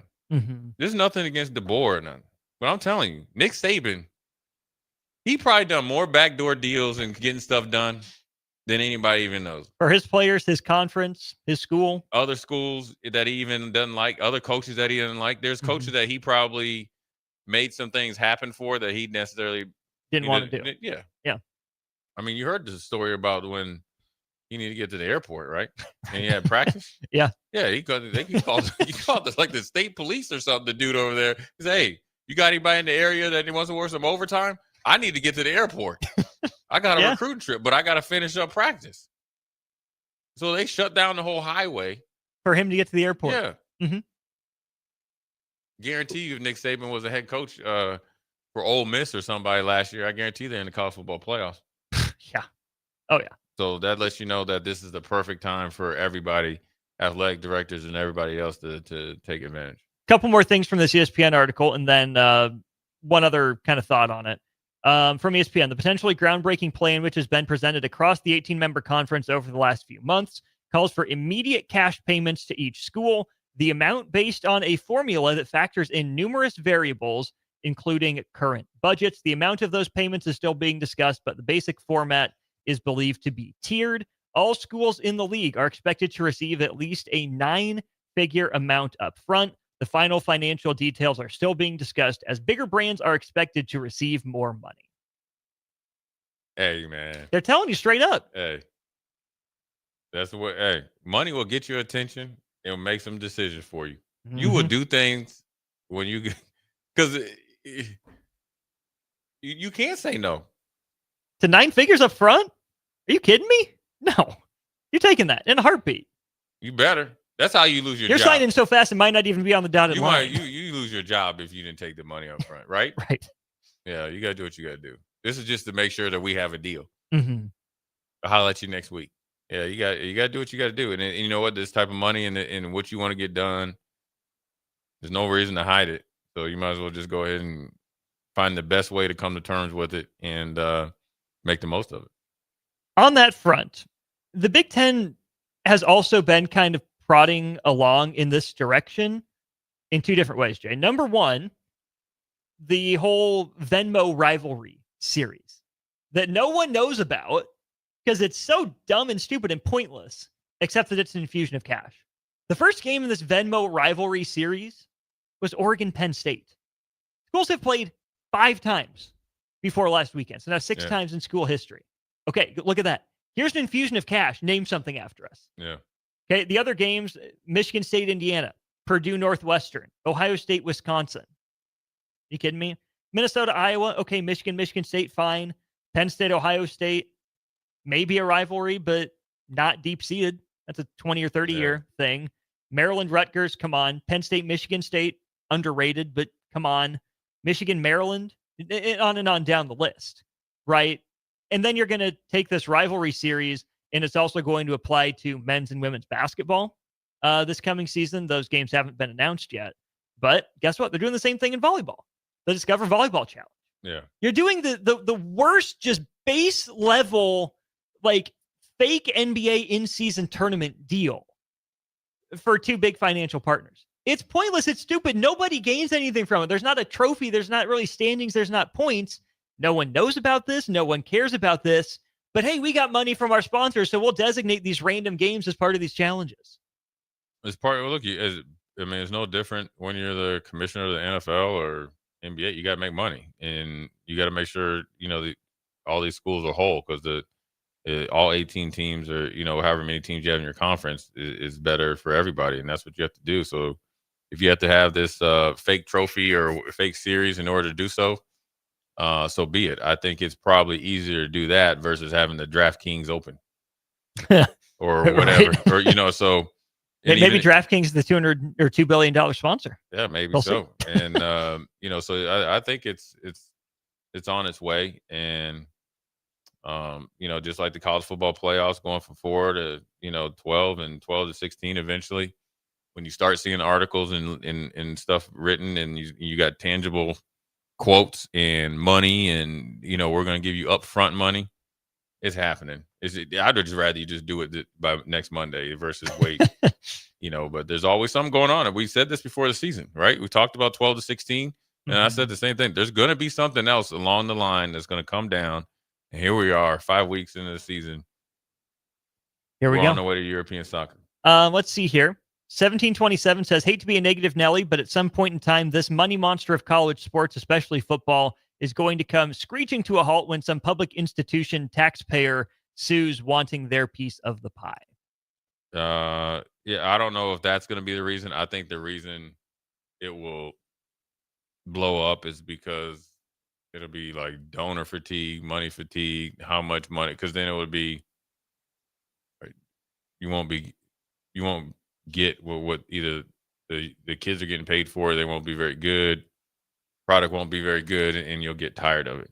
Because now, how much more money people are thinking out here? Now, obviously, people out here at different levels, people out here struggling. How much more money do you need to put into college football? Right? You're going to start, then people are going to start questioning, why are you putting so much money into college football? So I think, eventually you got to turn the faucet off and just start working on the product. But you can't turn away from this type of money. But I do think eventually a lot of things are going to change or stop. Because on the flip side, the only way is going to be, I don't know when this is going to happen. You're going to have to unionize, but it's hard in college football. Mm-hmm. It's hard. It's too many, so many. So so then back to the different leagues. It's going to be different levels of unions. Yeah. Percentages of what what your benefits are. That's the only way this is continuous of just, it's like printing funny money, man. It's like you're playing Monopoly out here, and you got, 2 or 3 sets of, Monopoly cash cows. So we'll see what happens. Last thing before we go to break, call up Evan Blando, the Omaha World Herald. Mark on our Starter Human Jewelers text line. On the subject of money, how do we get more parity in college football? Like the NFL, games are so close every Sunday, but it seems like the rich get richer in college football, like that new deal you just described. It depends on what level you're looking at parity. There's not really a whole lot of parity in high school recruiting rankings, but there's really never been parity in high school recruiting rankings. There's parity in the transfer portal. I mean, look at Texas Tech, what they were able to do, and it's paying off for them in that way. Yeah, the Big Ten and the SEC are going to be the richest conferences for the foreseeable future, unless, Brett Yormark or Jim Phillips really pull something out of a hat to boost the Big 12 or the ACC. But let's not forget that Vanderbilt is 5-0 and game day's going there. Indiana has been in the top 10, in back-to-back years. Virginia just beat Florida State. And again, that's another school that splashed some cash around. So parity is here. But really it's in the regular season, because you're still going to have your Ohio States. I mean, SMU, Boise, what have you, were fun stories last year. But at the end of the day, Ohio State still won the championship because they were built to win in the tournament setting, because they have the depth of talent, right? The Wild West in parity is more for the regular season, and then you typically see the cream rise to the top. You see the cream rise to the top, but then also you see guys that are on like second and third tier teams, even though part of the parity, they're going to, opt out and go to the league.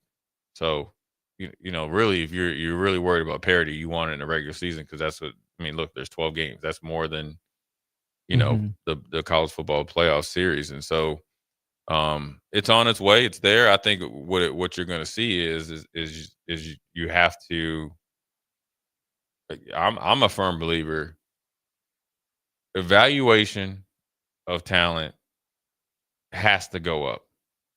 Yeah. But it can't go up until the development of football skills and acumen and knowledge of football goes up. Mm-hmm. So whoever decides to get out of their own way and start like investing in that, You know what I mean? There's your advantage. There's your advantage. Mhm. Straight up. I mean, you remember when KD was at the Golden State Warriors, they had Steve Nash as like a consultant or whatever it is. Yeah. And nobody Mhm. even knew about it until he got the Nets job. Right. So, and Jason Kidd is you better get some guys in there that can kind of do your job for you while you're able to go continue to get the next Jay Foreman out of the recruiting portal or wherever the heck you get him. Because if you're not, somebody will, or they will, and you won't, and you'll be on the outside looking in. Speaking of Jason Kidd, my man Cooper Flagg looked good in day one of training camp.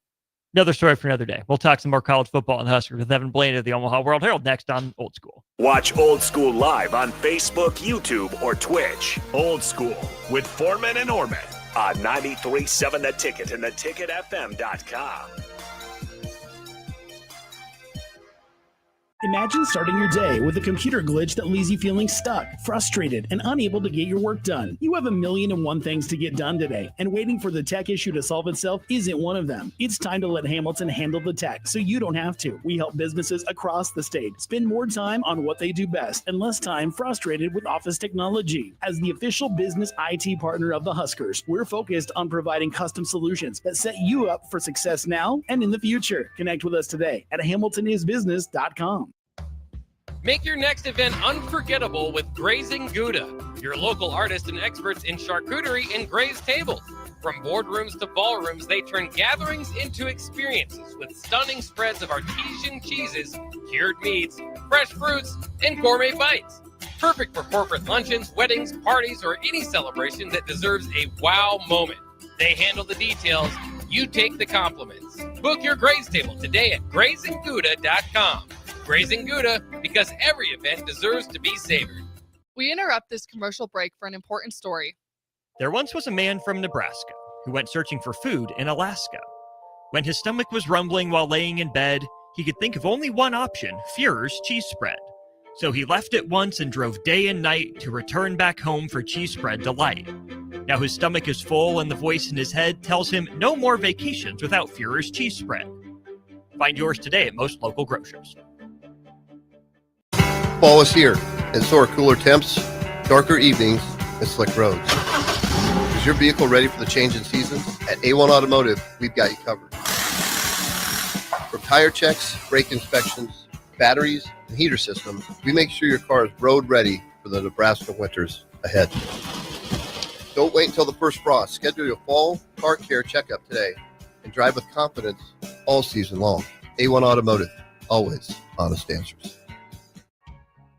Austin Norman here. Join me and Jay Foreman for Old School, live from Cornhusker Bank at 83rd and O this Friday for their Customer Appreciation Tailgate Party. Larry the Cable Guy will join us during the show, and there's free food and refreshments. We'll be out there for the show starting at 3. You're invited to join us from 4 to 6 p.m. this Friday for Cornhusker Bank's Customer Appreciation Tailgate Party, only at Cornhusker Bank on 83rd and O. 93.7 The Ticket, Fox, KFXL weather. Brought to you by Bryant Air Conditioning, Heating, Electrical, and Plumbing. Your Lincoln forecast for today, we'll see mainly sunny skies, breezy and warm, with an afternoon high around 85. Tonight, mainly clear skies, a light breeze, a low around 64. And tomorrow, we'll see mostly sunny skies return, be breezy and warm with an afternoon high near 89. I'm meteorologist Kyle Fletcher from 93.7 Ticket and theticketfm.com. Are you looking to upgrade or improve the garage door on your home? This is Cameron Hall of Doors Plus. At Doors Plus, we guarantee to offer a wide selection of options from 5 leading garage door manufacturers as we deliver a free estimate, exact measurements, and rapid installation with a 3 to 5 week time frame. When you choose Doors Plus for your residential garage door needs, you'll work with our experienced technicians and be ensured that your new door seamlessly complements your home. Give us a call at 402-590-5800 or visit us online at doorsplusllc.com. Doors Plus, garage doors, and more. Ready to score big with your projects? Look no further than Edward Stone, the MVP of natural stone for over 2 decades. Edward Stone is cranking out over 30,000 square feet every week and offers a winning lineup of over 70 quality natural veneer stone selections. Their unbeatable variety and experienced team will ensure your project is a success, whether it's a home renovation or a commercial build. And hey, they're not just about stone. They've got an all-star lineup of fireplaces, cast stone, brick, and much more. Swing by one of their locations in Lincoln or Omaha today and experience the Edward Stone difference, your reliable choice for over 20 years. Back to old school with Foreman and Orman on 93.7 The Ticket and theticketfm.com. Here we are. It is old school, rolling along through hour 2, about the midway point of the show. We are headed to our Aloe Fiber VIP line, where we are joined by Evan Blaine of the Omaha World Herald. Evan, a happy October to you. We're in the 10th month. How did the bye week that was, of course, still busy treat you? Stayed, pretty busy. I kind of feel like I suppose, like the Nebraska players and coaches, though, on Saturday. Watched a ton of football and snuck in a little baseball, and I guess mentally refreshed to get back to it here this week. On the baseball front, I don't know if I know your MLB team. I am a Cubs fan. I would not mind if they got some runs here. They're in the 8th inning looking for something. Still 3-0 Pods? 3-0 Pods. Yeah, they just Mason Miller threw a 104-mile-an-hour fastball in the corner for a strikeout last inning. So that's alien type stuff right there. But yeah, just looking for any kind of a run here at this point. I have been told 104 on the black is tough to hit. Hope I never have to confirm that for myself. Good to know that you're a Cubs fan. I'll file that away for future reference. While we're on baseball and the topic, Nebraska baseball, we got a schedule for Nebraska here, starting with what you described as a monster February slate. Walk people through what's on tap for Will Bolton, his crew in February. Yeah, I mean, we'll kind of figure out what some of the games are for the MLB Desert Invite. That's their opening weekend event. They played there last year down in the Phoenix area and played Vanderbilt and UC Irvine and Grand Canyon. And so we'll see what the field is. They probably won't announce that for a couple of months still, but that'll be challenging.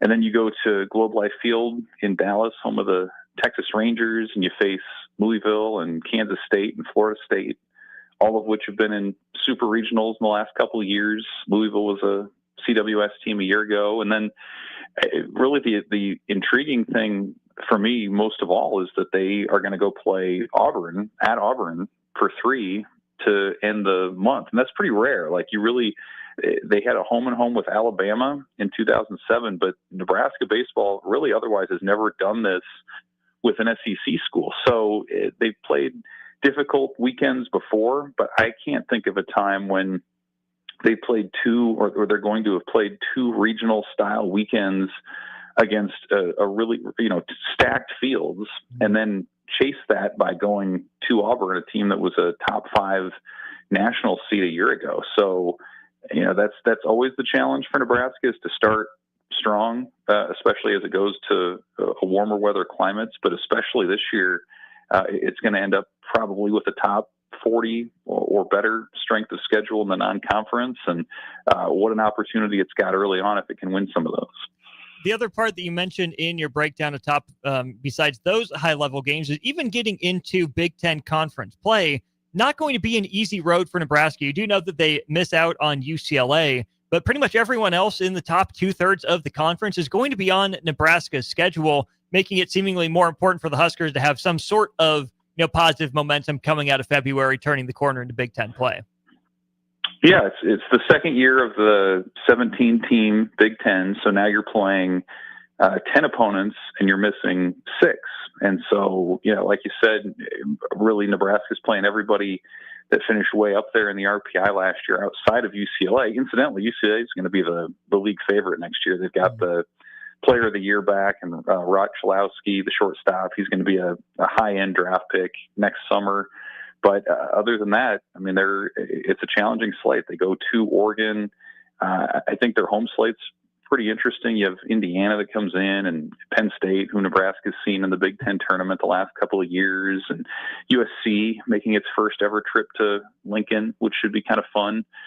So, I mean, it's a little bit more of a grind now with the West Coast schools that are a part of this thing. And I think they saw last year, like those schools came in and established themselves quickly. And so, Nebraska was a middle of the pack team in the regular season. Obviously they got hot in the tournament and won that, but it's definitely a new level of challenge there too. So like when you talk about that February that they have, and now you have 2 additional weekends of Big Ten play when it's as strong as the league's ever been, it really does add up to where you're going to have opportunities a whole bunch, especially in those first 2.5 months for Nebraska. If they can win some of those games, certainly the quality of opponents going to give them the benefit of the doubt once you get into postseason resume time in late May. The other thing to talk about with Nebraska baseball is that they have a fall scrimmage in the books, went down to Wichita, ended up beating Wichita State. I see the box scores broken down into 2 separate 8-inning games. Nebraska takes the first one 17-10 and the second 8 innings by a score of 2-0. Anything stand out to you from anything you heard, saw, or observed from the box score from Nebraska's scrimmage against the Shockers?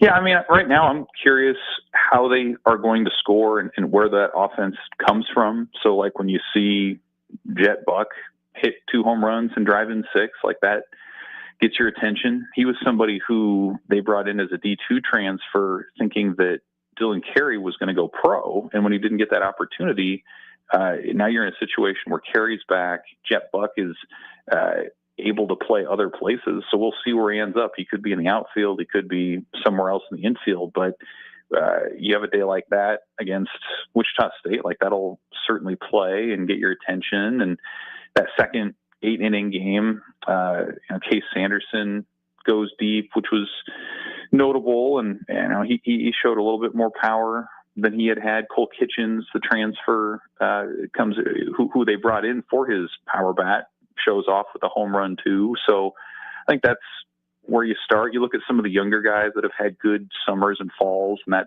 carried over. I mean, Jeter Worthley had a good game, the freshman from Lincoln East, and Drew Grego had a really strong summer, and he gets a couple of hits as well. So you feel pretty good about that. And then, on the pitching side, they threw a bunch of guys out there. Like nobody threw more than 2 innings, and so it's hard to glean too much. I suppose the main takeaway really is that maybe there is going to be strength in terms of depth of arms for Nebraska, especially that second 8-inning affair when they, posted a shutout. So it's an interesting group where you figure Ty Horn and Cooper Katsky are probably going to be your first 2 guys in the weekend rotation, but a whole bunch of other stuff yet to be figured out. Who's the Sunday guy? How does your bullpen shape up? Who's in the midweek? And so early on, at least, it's looking like they're going to have a lot of options there. And certainly a lot of baseball yet to be played before they start defining those roles in January and early February. Who's on Sunday and who's in the midweek? Feel like we've asked that question a time or two on this very show, Evan. Yeah, we have. And, there have been times when they didn't know. It was like draw a name out of a hat on Tuesday. It feels like they have more options in that regard now, which is kind of strange to say considering the hit they took in the draft and from their current roster from last year as well as out of high school. But I think they feel good about some of the freshmen that had kind of a trial by fire experience, and they feel like they brought in some transfers as well who can make a big difference. So you never know. Like sometimes these exhibitions and even the red-white can be kind of deceiving in that regard, but it does feel like they have a number of guys as possibilities for those roles when it comes time. We're talking with Evan Bland of the Omaha World Herald. He's with us on our Aloe Fiber VIP line. Well, it's 1-2 and potentially 3 strikes, and you're out for Nebraska football against mobile quarterbacks. Evan, another one on tap for Husker football. Brendan Sorsby runs for 90 yards. Bryce Underwood has a long touchdown run. Now another quarterback with some dual threat ability for Nebraska in Aiden Childs. What did you take away from hearing from Nebraska's defensive coordinator, John Butler, and players on that side of the ball in how important this bye week was in their approach against Aiden Childs coming up on Saturday? I think they have a healthy respect for him for sure. He's a little bit different than Sorsby and Underwood in the sense that like he's done this now for a couple of years. He's I think this is his 16th consecutive start. You look at his numbers. I mean, Matt Rule called him a thinking man's quarterback. And like, that's not a term that you would maybe associate with a guy who's just going to drop back and scramble around. And I don't think Childs is that kind of guy. Like, you watch some Michigan State games and he's a pro style quarterback who happens to have some wheels, and he'll roll out of the pocket. And his first inclination from what I've seen is he wants to throw it downfield more than tuck it and run. And it's not to say that he won't tuck it and run and that he's got some speed and can do that. But I think certainly more so than Sorsby, he's predisposed to wanting to pass, and his numbers reflect that. I mean, 9 touchdown passes, 1 interception. He was a highly regarded prospect out of high school who followed Jonathan Smith from Oregon State to Michigan State. So, I mean, it's going to be a threat, and it's another one of those weeks where Nebraska's defense is going to have to account for that, and the possibility that third and medium, third and long, Childs isn't afraid to tuck it and convert it with his legs. So it helps, I think, Nebraska that they've experienced that kind of quarterback twice, and they've had hit and miss success against Sorsby and Underwood. I thought maybe what Riley Van Poppel said early this week was like the key when you with those kind of guys is like, whatever you're going to do it quickly, like have conviction. You can't sort of, chop step and wonder what that quarterback's going to do. Like, you have to have conviction in how you do things and be gap sound. So that's the challenge, I think, for Nebraska's D-line and for its linebackers alike. Hopefully for their sake, they learned some lessons from those first 2 games and are able to keep him a little bit more contained.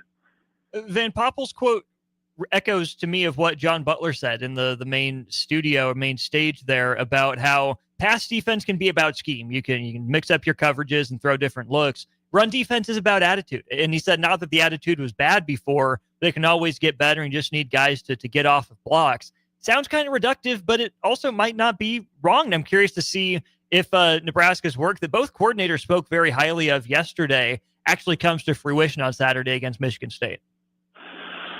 Yeah, especially coming off a bye week, like you really kind of got the sense that there was some self-evaluation that went on, and usually you have that extra week to look at yourself, look at your opponent, like you'll be able to change some things. And I think the defensive line and that defensive front 7 especially is interesting to me, Austin, because some of it's scheme, a little bit of it's scheme. I mean, they talked last week about how they haven't been finishing stunts and different things schematically that they want to do. But I think a lot of the talk this week has come back to effort, physicality, and, desire, want to, whatever you want to call it. And by all accounts, that's what manifested during the bye week, where Nebraska was practicing in a very physical way, and more physical than you would typically expect for a team on a bye week. So I think they understand that that's what their identity has to be. That has to be the recipe for them hanging in the trenches in the Big Ten. And, we'll see kind of what that personnel grouping looks like. Maybe they open it up to a few more people. I think Matt Rule hinted that you might see some more contributors in larger roles, but it does seem like the bigger driving point for them right now has been that effort piece, that physicality piece. They didn't feel like they were that against Michigan. Let's see if they can turn that around against Michigan State. There was that on the defensive end, but also similar sentiments on the offensive end. I thought it was enlightening hearing from Dana Holgorsen about how, even more so than the self-scout watch our own film, Dana Holgorsen showed his offense what they need to be, and that's Michigan in terms of finishing blocks in the way they approached it. And I like that he qualified it too. That's not a shot at our O-line. That's a shot at our offense, because there are so many people that are involved in it. And then he went on to talk about his idea of balance. And Evan, that was music to my ears, right? Call plays in the flow of the game. I'm not a, run the dang ball guy. I mean, I'm a Madden generation kid, right? I'm okay with the 300 passing yard games from Nebraska on a more consistent basis. But even I can admit that Nebraska's run game is pretty average right now. What's your level of intrigue and confidence in the development of Nebraska's run game with a bye week as they head into October? Well, it's one of those things where I think Saturday is going to tell quite a bit, because Michigan made the run game look very average and really below average. Like I didn't realize in the moment. I had to go back and see the last time they were held to that few rushing yards was Michigan 2018. That was the rock bottom Scott Frost game. And so like I didn't in the moment think it was that bad, but it was. And so how much of that was the Wolverine front seven and those guys? How much of that was the struggles that Nebraska's O-line's going through, particularly at the tackle spot? I think we're going to get a good sense of that on Saturday. I'm still of the belief that this can be a pretty good offensive line. Like I think, especially on the interior, you feel really pretty good about what that group can be. It's a bunch of veteran, strong, convicted, smart guys in there doing work. And yeah, they might have some things to figure out at the tackle spots. We'll see what the situation is like out there on Saturday. We'll probably learn some things.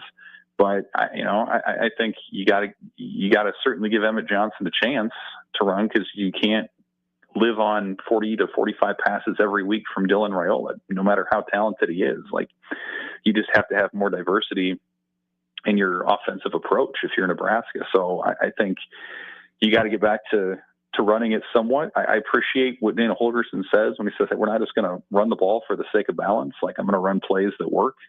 And so this could be a week where you exploit Michigan State's pass defense, which is not very good. That could be the recipe this week, but I do still think you need to inspire a little bit more confidence in the ground game from what you had, just to give your opposing defenses something else to worry about here for this stretch coming up. Our conversation did not inspire the Cubs to score any more runs. I tried to distract you, tried to get the Cubs on the board. Didn't work so far, Evan, but I'll let you lock back in for the ninth inning and see if you can't fly that W into the NLDS anyways. Thanks as always for your time. You got it. Rally cap time. Thanks, Austin. Evan joined us on our VIP line, brought to you by Aloe Fiber. That's where they understand the importance of exceptional service with local heart. 6-1 Guards take down the Tigers, forcing a winner-take-all game 3. Padres lead the Cubs 3-0 top of the ninth at Wrigley. San Diego gets one more chance to bat here on the top of the ninth. Cubs have Rogers on the mound looking to have the hold and give his offense one more chance. We'll wrap up hour 2 of Old School. Get ready, though. 10 minutes from now, Whiteboard Wednesday, Jay Foreman at the helm, breaking down a staple play for Michigan State. All that ahead on Old School. You're listening to Old School with Jay Foreman and Austin Orman. Download the mobile app and listen wherever you are on 93.7 The Ticket and theticketfm.com. Hey, Husker fans, Max 10 is turning up the excitement this season. They're giving away a pair of Husker volleyball tickets, and every time you tan, you're entered to win. Experience the 2025 season tour featuring high-pressure tanning, rejuvenating red light therapy, and flawless spray tanning, all for just $20.25. Look good, feel amazing, and cheer on the Lady Huskers in style. Max Tan. Take it to the max. This is Rick Heyman with Sartor Heyman Jewelers. Sartor Heyman is celebrating 120 years, and you could win big. Follow us on Facebook and Instagram for your chance to win a $120 gift certificate every week. That's right, we're giving away $120 every week as a thank you for being part of our story. Don't miss your chance to treat yourself. Follow Sartor Heyman Jewelers today. Celebrating 120 years. Sartor Heyman, when only the best will do. Are you looking for an exciting new way to put your skills to work?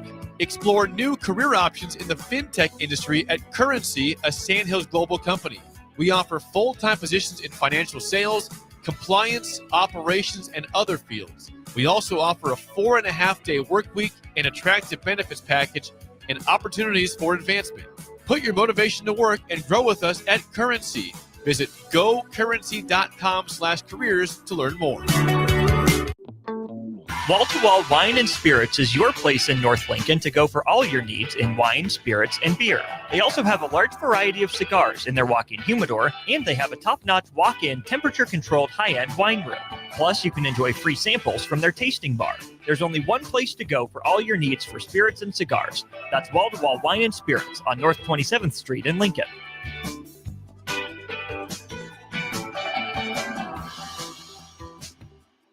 Ready to score big with your projects? Look no further than Edward Stone, the MVP of natural stone for over 2 decades. Edward Stone is cranking out over 30,000 square feet every week and offers a winning lineup of over 70 quality natural veneer stone selections. Their unbeatable variety and experienced team will ensure your project is a success, whether it's a home renovation or a commercial build. And hey, they're not just about stone. They've got an all-star lineup of fireplaces, cast stone, brick, and much more. Swing by one of their locations in Lincoln or Omaha today and experience the Edward Stone difference, your reliable choice for over 20 years.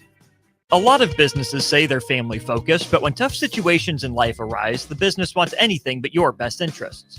James Enterprise Incorporated is hiring, and they will always treat their employees like family, just as they do their customers. James Enterprise Incorporated is hiring Class A and B CDL drivers, a shop tech, and a diesel mechanic.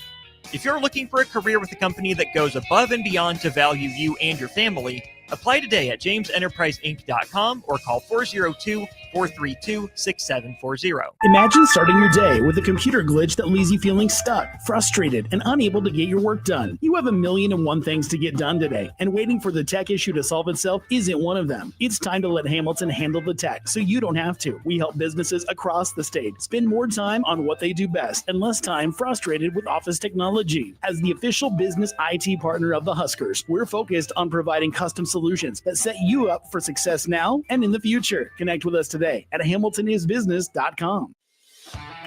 This is Rick Heyman with Sartor Heyman Jewelers. Sartor Heyman is celebrating 120 years, and you could win big. Follow us on Facebook and Instagram for your chance to win a $120 gift certificate every week. That's right, we're giving away $120 every week as a thank you for being part of our story. Don't miss your chance to treat yourself. Follow Sartor Heyman Jewelers today. Celebrating 120 years. Sartor Heyman, when only the best will do. Austin Norman here. Join me and Jay Foreman for Old School, live from Cornhusker Bank at 83rd and O this Friday for their Customer Appreciation Tailgate Party. Larry the Cable Guy will join us during the show, and there's free food and refreshments. We'll be out there for the show starting at 3. You're invited to join us from 4 to 6 p.m. this Friday for Cornhusker Bank's Customer Appreciation Tailgate Party, only at Cornhusker Bank on 83rd and O. Mike, the insurance company wants us to replace the roof. Wait, what? I thought everything was fine. Yeah, it says right here a roof is too old and they won't be able to cover us anymore. I guess it is 15 years old. Hi, I'm Austin with Roofing Service Company. We help homeowners with their roofing and siding projects. Financing options are available, and we can get you under a new roof no time at all. If this sounds like you, visit roofingservicecompany.com. That is roofingservicecompany.com. Salt Mine City is your go-to brewery in the Haymarket for craft beers and great food. Enjoy a full menu of great items daily for lunch and dinner, like their Big Fatty 7-ounce hamburger or a Reuben sandwich served on Blackstone rye bread. And don't forget their beef or chicken nachos with guacamole, sour cream, jalapenos, and more. Wash it down with one of their 12 beers on tap, including the popular Single Axle Light American Lager. Salt Mine City, now open 2 p.m. Monday through Thursday and 11 a.m. Friday through Sunday at 8th and R. Are you looking for an exciting new way to put your skills to work? Explore new career options in the fintech industry at Currency, a Sandhills Global company. We offer full-time positions in financial sales, compliance, operations, and other fields. We also offer a 4.5-day work week, an attractive benefits package, and opportunities for advancement. Put your motivation to work and grow with us at Currency. Visit gocurrency.com/careers to learn more. Back to Old School with Foreman and Orman on 93.7 The Ticket and theticketfm.com.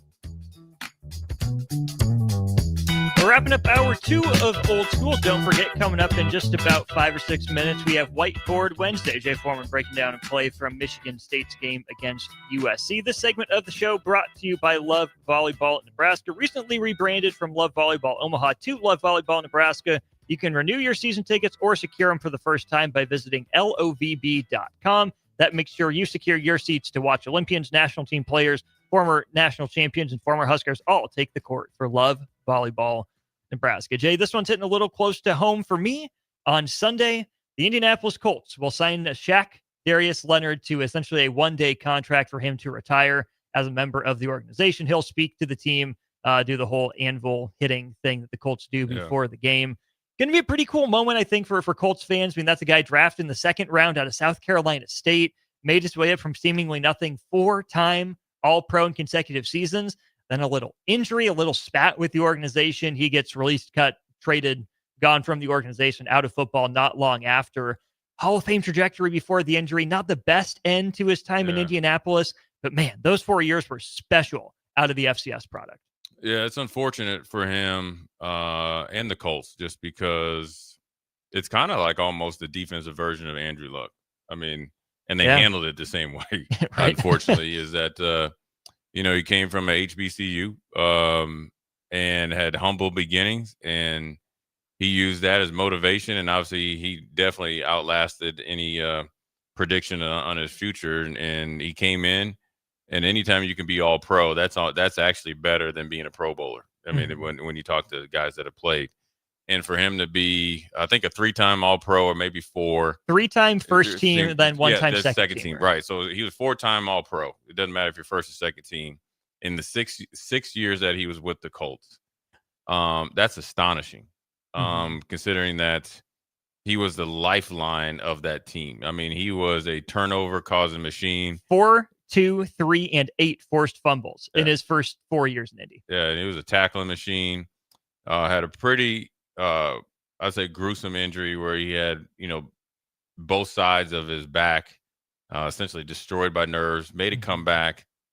Probably was getting phased out, I think, sooner than he expected, and probably felt like he was entitled to. He came back in shape and worked really hard to get back, and I think that's where he was pretty much really upset because he made some sacrifices to get back on the field, and obviously they decided to, in their mind, give him a complimentary release. Signed on with Philly, didn't really play for them, was out of the league last year, and I think he felt like it was time. And then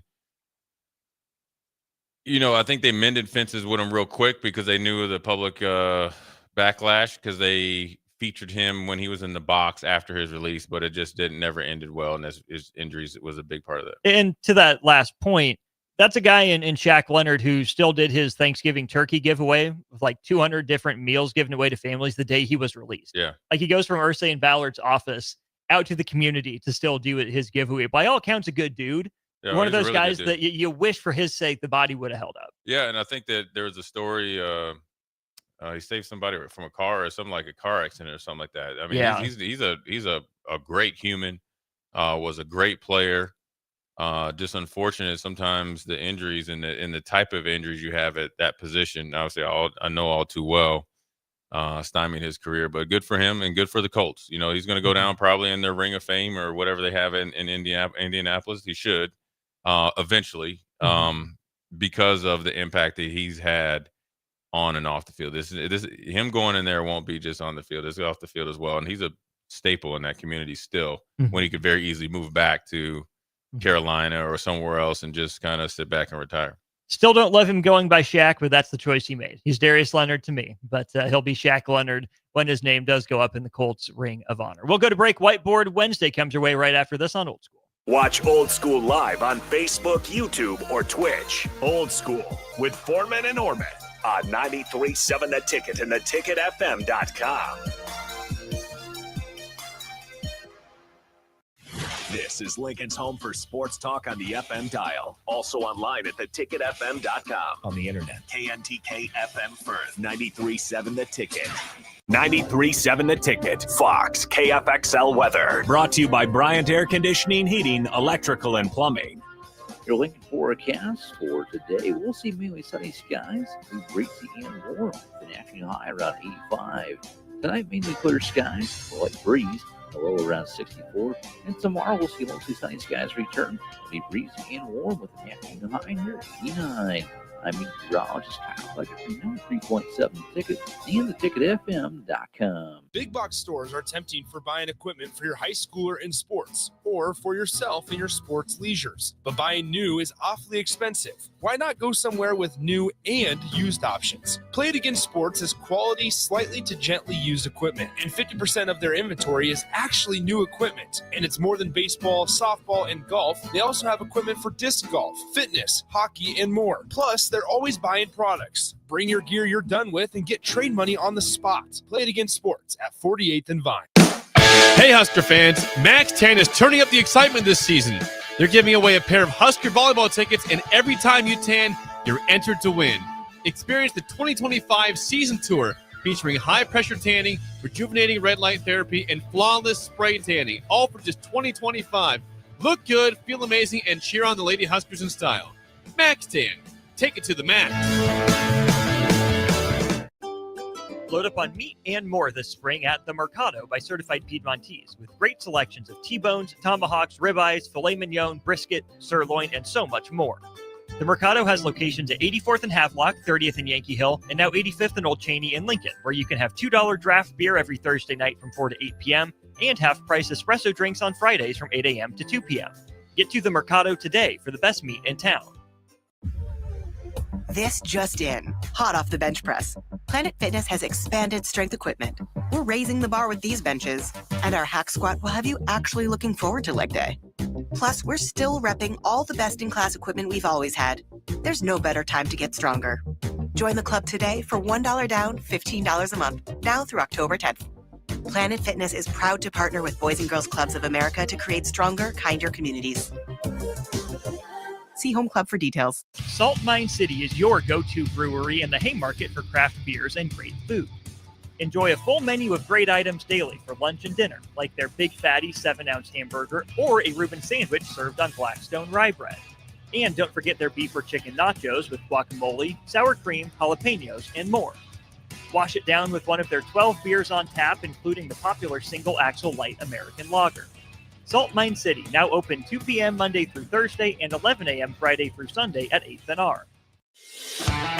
This is Rick Heyman with Sartor Heyman Jewelers.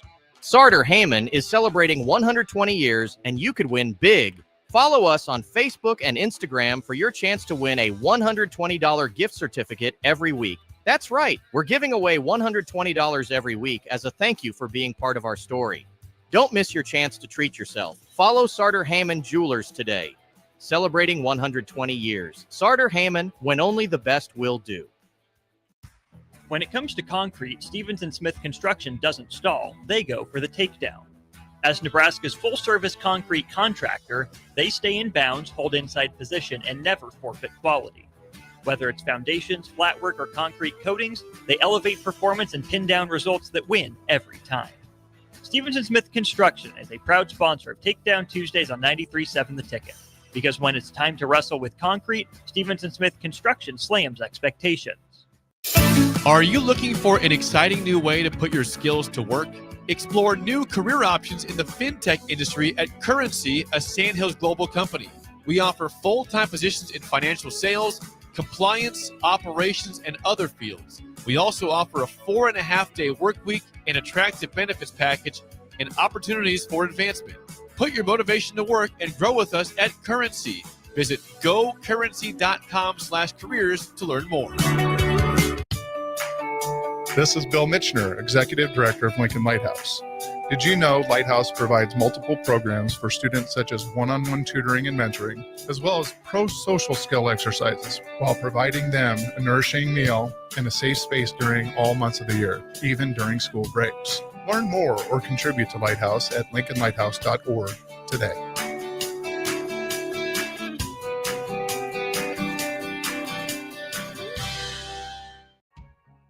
Austin Norman here. Join me and Jay Foreman for Old School, live from Cornhusker Bank at 83rd and O this Friday for their Customer Appreciation Tailgate Party. Larry the Cable Guy will join us during the show, and there's free food and refreshments. We'll be out there for the show starting at 3. You're invited to join us from 4 to 6 p.m. this Friday for Cornhusker Bank's Customer Appreciation Tailgate Party, only at Cornhusker Bank on 83rd and O. 93.7 The Ticket, Fox, KFXL weather. Sponsored by John Henry's Plumbing, Heating, and Air Conditioning. Your Lincoln forecast for today. We'll see mainly sunny skies. It'll be breezy and warm. An actually high around 85. Tonight, mainly clear skies. A light breeze. A low around 64. And tomorrow, we'll see mostly sunny skies return. It'll be breezy and warm with an actually high near 89. I'm meteorologist Kyle Fletcher from 3.7 The Ticket and theticketfm.com. Coming at you live from the heart of Lincoln, America. This is Old School, sponsored by the Mercado by Certified Piedmontese. Nebraska Football Hall of Famer Jay Foreman and Austin Orman. Old School with Foreman and Orman on 93.7 The Ticket and theticketfm.com. That's right. Hour 3 of Old School comes your way, as always, brought to you by the Mercado by Certified Piedmontese, special ingredients and butcher shop. 3 Lincoln locations, 1 up in Omaha. Check out themercadobutcher.com today to make sure you know what's on tap for Fired Up Thursday at the Mercado East tomorrow. 402-464-5685 is the number to our Sartor Heyman Jewelers. Text line, want to get to this from Dave in Fullerton. I'm late to the show. Dave, that's all right. Welcome. Says, just wanted to tell Jay he looked sharp on Big Red. Wrap up. I need to buy me a suit like yours and hope to look half as good. That suit is withstood the test of time. I think it withstands the test because I never get dressed up. It's just a classic look. You pulled it off. Where you got to do it, well, black and white matches. That's it. And that's easy to do. I wear the same thing generally every day, so it's all good. You can walk out of the house with a lot of confidence knowing that you're matching. There's been times when I used to do TV all the time down in Houston. The first time I did it, somebody asked me, did you get dressed in the dark?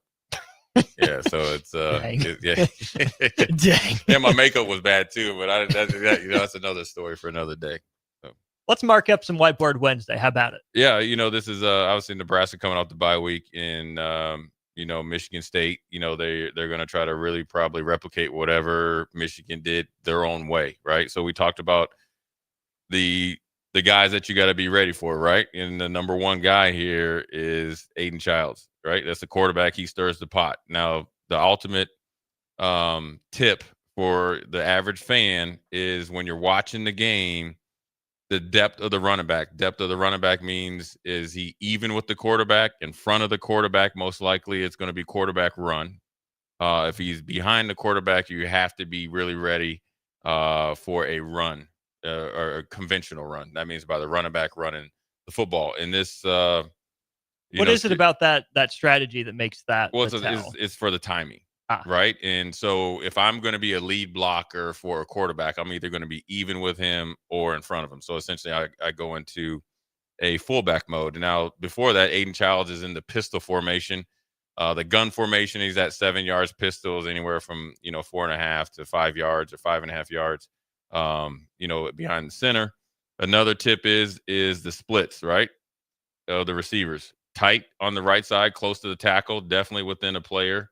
Or a player and a half, tight by the tight end off the ball, and he has not moved. So if he's not moving, it's coming towards you. Generally with motion, for fans out there, for our red zone purposes, not necessarily Nebraska, but for Michigan State, once you see movement or shifts, they're going to run the opposite of where they're shifting to. So that's more window dressing motion, then create an advantage. Yeah, motion. And it just create chaos, mess with your eyes.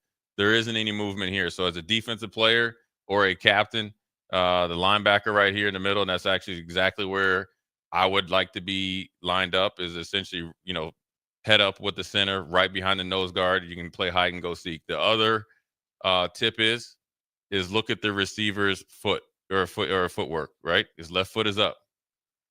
You can only run out. You can't run underneath because you step underneath yourself, and then there's a linebacker here. You would essentially be running into traffic. So if you take into all those things that I just talked about, you got to know all this within a millisecond, and you have to communicate it to other, about 8 other guys within a second. Now, really, just not your deep safety. No, this deep safety needs to communicate out. The linebacker communicates forward and sideways. That means to the defensive line and to the other linebacker mates, which would be a nickel or whatever they have the fancy names for them. So. You guys on the radio can't see it. They're in what's called a reduced odd front. An odd front is a defensive player over the center position, a defensive tackle either head up or slightly outside of the guard, and then another defensive tackle head up or slightly outside of the opposite guard. So people on the stream, you got the pretty much the first 3 interior linemen covered. So now as a linebacker, I know exactly where the play can go, right? Because you got to start counting, right? So you got an outside guy here. So if it's going to weak side, there's no on the offense's right. On the offense's right, there's no open gap. for the run to go. So really, to be honest with you, he needs to be shaded over to where this ump is right here if I was him. But I like it in the middle to keep the count and confuse the offense. But even if you're going to stay head up over your nose tackle and your center, you're going to favor. You're leaning that way. You're anticipating that way. So even if you are straight up, you should play a step faster going to defenses. Right. Yeah. You play fast to where you know what we used to call you have business towards, and you want to be a little bit slower to the offense's right, defense's left if you're looking on the stream. Now, this is a play right here, essentially, that Michigan ran against us. It's dressed up differently. So the thing that people don't understand about college football versus the pros, there's a limited amount of time that they can meet. That means the coaches, the players, the position coaches. You're not getting a big playbook. Okay? Because when you get into season, they have to run, especially in Big Ten play, you got to run what's going to work or what you're hoping is going to work. Well, Michigan and Michigan State ran the same game or same weekend as Michigan against Nebraska. They're going to run it to the left. It essentially becomes a toss, but it's an old school boss play. Essentially, they try to stretch you out towards the sideline, and they want to hit this run ideally between the hash and the numbers right here. And they used to call it the alley, obviously, for obvious reasons. And what they do is they try to create a soft edge. So the guy that's in the most at the most disadvantage is this outside linebacker right here, and this, I guess, nickel or linebacker right here, because they have to play off of each other. Okay, you can already tell by their alignment they're not doing it. And then also, if there's a soft edge, you have to replace. Okay, so walk me through this here. The outside linebacker probably responsible for the running back, the nickel for the tight end, and then no. So if they're in man, right, and that's where the motion and shifts would come from. So when you start running around everywhere, you know you're in man.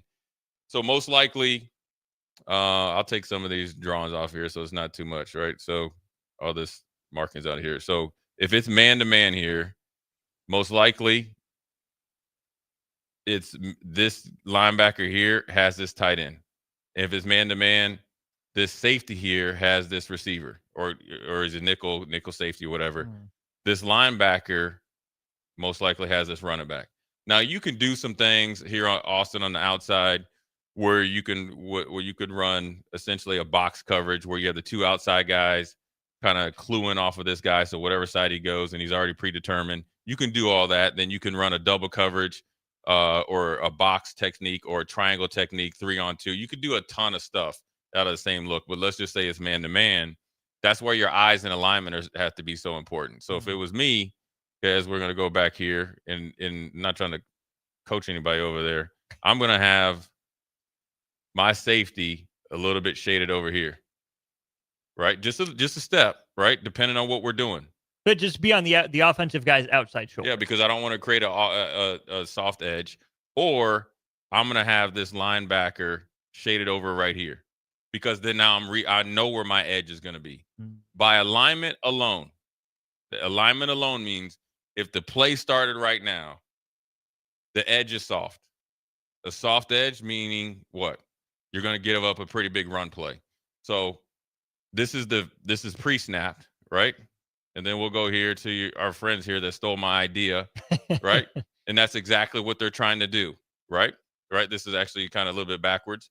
Okay, so what happens here, that's what happens, and this is where the ball is snapped right here. It's a little bit of a screenshot here where you look at it, this edge, right? Where did I say the ball wants to hit? Alley. Between here and here. So when you're man-to-man defense, this is how you know it's man. Back turned, right? I'll get this off of here so everybody's looking. Man-to-man defense. The worst thing you do against a soft edge defense when you're giving up the soft edge, or a predetermined quarterback run if you're in two-man or anything like that, where's his eyes? Back towards it. That means he is out of the run game. This is a great block by him by just essentially running him off, and then he'll block him, right? So this edge is soft here. Look at this. Now look at the angle right here. This is what they want to do. They want to create angles on you so they can block you. It's not even have to be a big block. You don't have to knock anybody's block off. You just got to get in the way. Another guy in the way. You got a free runner that's coming here to try to get him. And this has got to be an extraordinary play for the defense moving forward to stop it from being a 20-yard game. And fortunately for Michigan State and unfortunately for USC, it didn't work out for USC in their favor, as we see it right here. This is the best look right here, right? Oh, wow, yeah. Now look at that right there. He's already gaining yards, and how you can tell that a defense is compromised. You got one free hitter that they know they don't have to block. The defense lineman, 1, 2, 3, a guy on the ground. Excuse me here, right? And then look at this right here. Look at this edge right here. Seal. And they're okay with this because he's getting paid NIL money right now. We'll put this right here, or NIL money, to make Jay Foreman look bad. And that's essentially the same play dressed up differently that Nebraska, I think they're big. There was 75 yards they run. They try to hit it up the alley. Most run plays are going to go up the alley. And this is a better look. I did this when I went back and did it, because this is I like to go back, explain the play, then go back to the original start of the play. This is an anatomy of a bad conversation with Reggie Herring for Jay Foreman right here. Number one, look at here. I'm big on footwork, right? So we knew this guy originally, we could go back to the other one, was head up on the center. Look at his feet. Bad footwork. That's called stepping in the bucket, right? So you stepped under yourself. You created another seal right there. So now you should be a free hitter. That's the way the defense is signed up for it, for you to be a free hitter. You essentially can become Junior Seau of USC. You could run, and it would be a run and tackle, and you would be able to pick and choose what alley you'd go through. Now you just essentially blocked yourself. So everybody's with one wrong step. With one wrong step. Everybody's going to call in to a Jay Foreman post-game show. We need to get rid of the coordinators. We need to run a 4-man front. We need to run a 5-man front.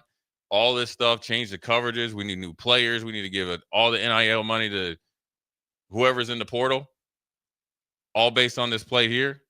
And it falls on the shoulders of the guy that's supposed to be the leader of your defense, and I'm sure he's a good player, is him, right? And we know what Kansas City Chiefs fans, footwork is imperative, right? Because D Ford still is it D Ford? Yep, yeah. D Ford. D Ford, when he's in the shower, he looks down at his left big toe, and it cost you a Super Bowl ring. It happens, right? But you compromise all other 10 guys, or all, your whole defense and outcome potentially of the game on your footwork. This is not a coaching, this is not a scheme problem. Mm-hmm. This is a simple, fixable problem.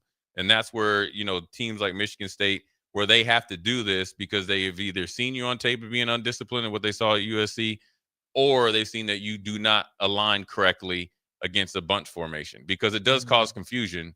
Because what they want you to do is just think a little bit, and they snap the ball. Next thing you know, they have what I like to call the alley right here. I mean, just look at this right here before the running back gets it, right? It's easy for the running back. It's easy for Childs. You pitch, run. There's no need for him to cut back because they have a free guy open, or a free guy right here. So you're essentially asking to get hit. So where he needs to go right here is predetermined. And then, as we saw in the previous slide, the receiver, is running the guy off here. So right now, as an offensive coordinator, when you saw them pre-align, you're thinking I'm supposed to be getting 6 to 8 yards. That's why they call plays in rhythm.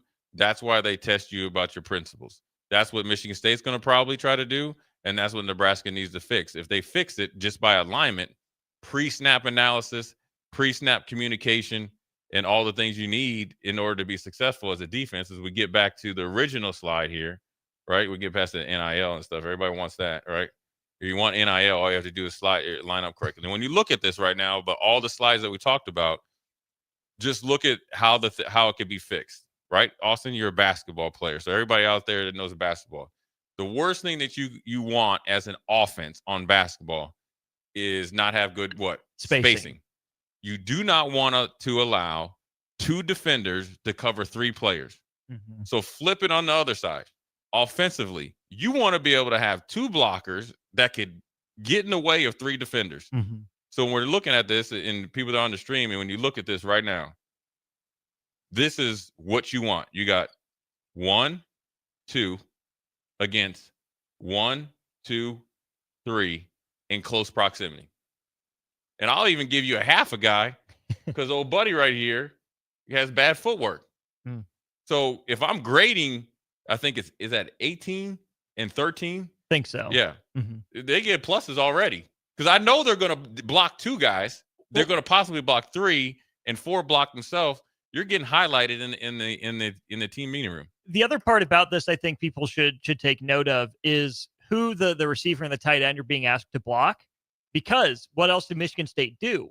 It got 6'4", 300 and 6'5", 300 out on the perimeter against DBs, who, to your point, were already kind of blocked just based on alignment.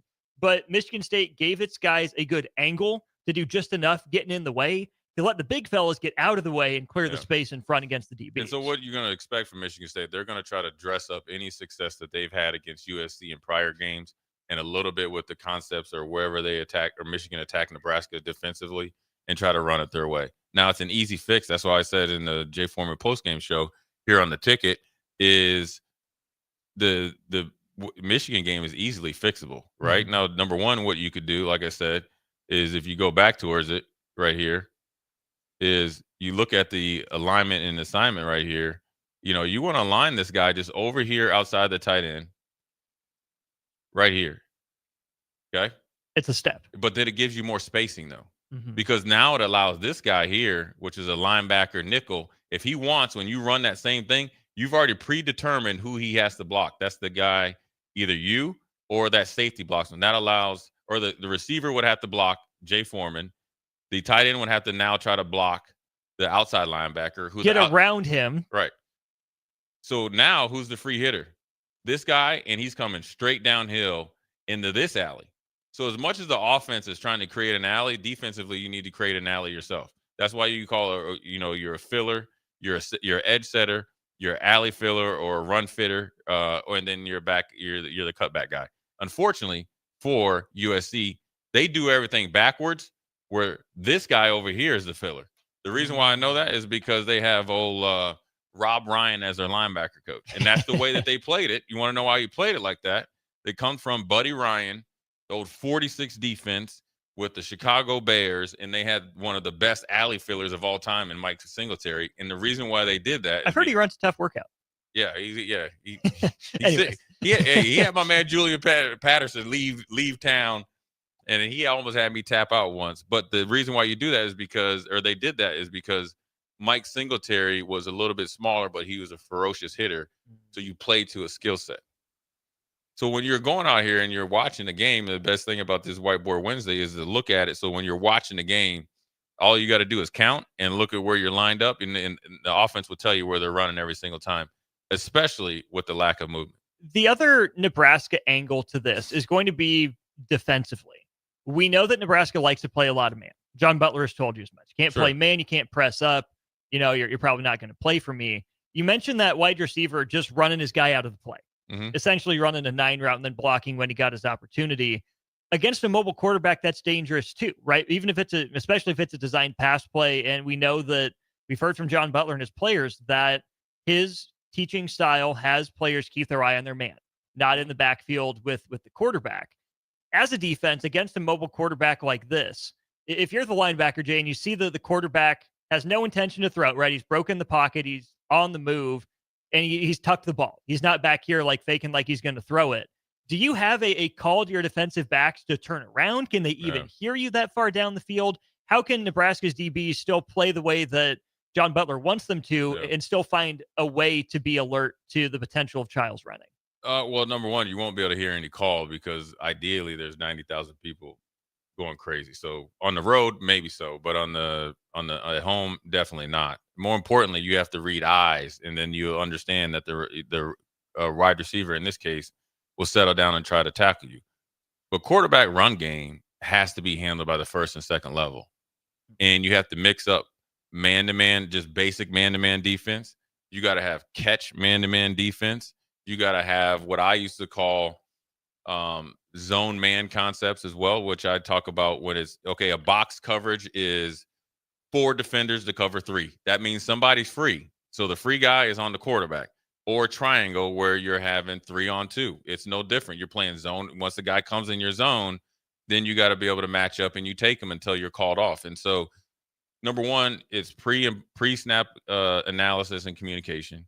And then it's in play, essentially analysis and communication. But more importantly, that's set up for all the work you do during the week. The last 2 weeks now. Or last 2 weeks, sure. And also it's the what, Austin? Everybody wants adjustments at halftime. That, everybody listening on the ticket right now, I just want to break. It's like, I'm going to tell you something right now. It's like when you found out Santa Claus wasn't real. Halftime adjustments are not real. In reality. What I mean by this is if I'm a defensive coordinator and we're getting fried, I'm not going to say, you know what? Go ahead and just blow us out of the water. And at halftime, we're going to solve the problems. It's literally play by play, series by series. And so you have to find out how you're playing, how you're executing, and then also how to adjust to what Michigan State has put in their bye week, offensively and defensively. In this case, offensively.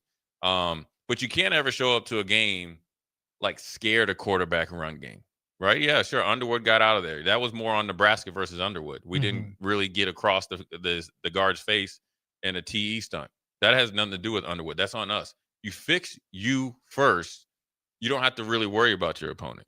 You got to respect your opponent, but you don't go into a game and worried about everything that can happen. You got to go make it happen, because if you play to such a level, you won't have to worry about what they're doing, because they're going to now adjust, get play by play, series by series to what you're doing. So more importantly is you got to dictate the pace by your play. And some of this too is not often having the exact right answer, but having problem solving skills. Yeah. More of a if X then Y, because you can look at this play from Michigan State, and I'm sure, Jay, you could go 4, 5, 6 different things Michigan State could probably adjust to. And if you're Nebraska, you can't say, if they do this look in this situation, we know for sure that this is coming. Yeah. You can say it's probably this. They've done this. Watch out for this.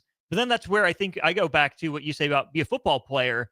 You give them all the possibilities, and then it's up to the players to guess right, communicate right, and make the call right. Yeah. You get a sheet generally, or we did, based on film study by the coaches, whoever, what potentially the team's going to do. Then you take that and you study film with it, and then you study formations. More importantly, what you could do right now.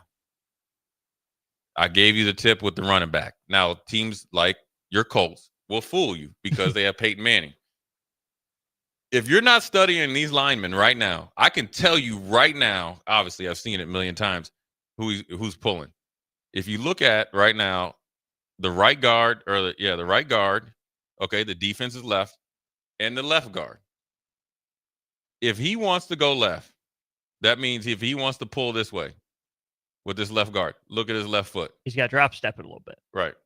And if he wants to, the right guard in this case wants to, it's like a half pull. We used to call it a trigger. We used to name offensive linemen in there.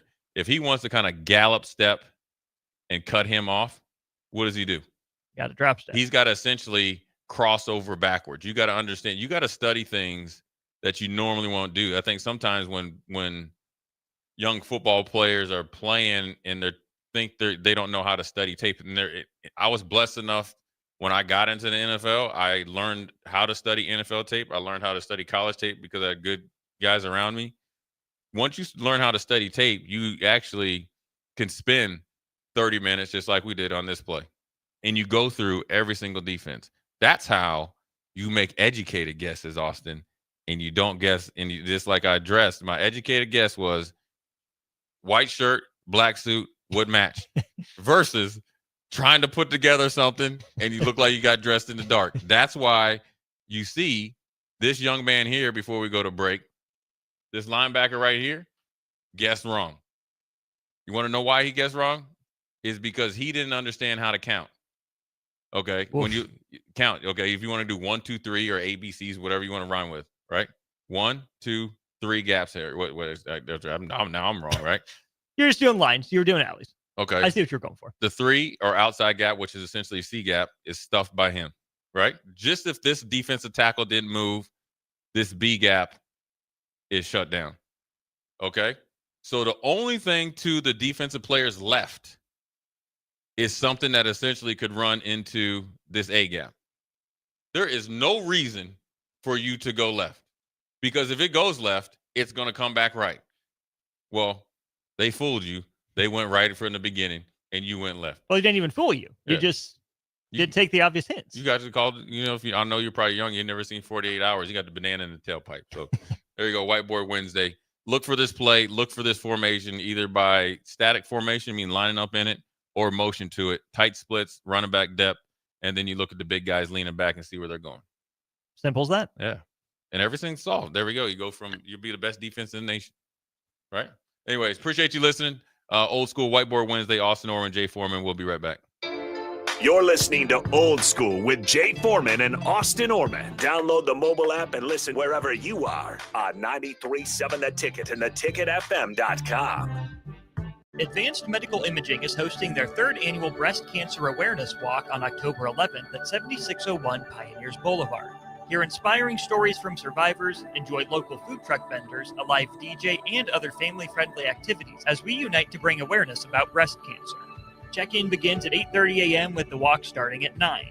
Register your team today for Advanced Medical Imaging's third annual Breast Cancer Awareness Walk online at amimaging.com.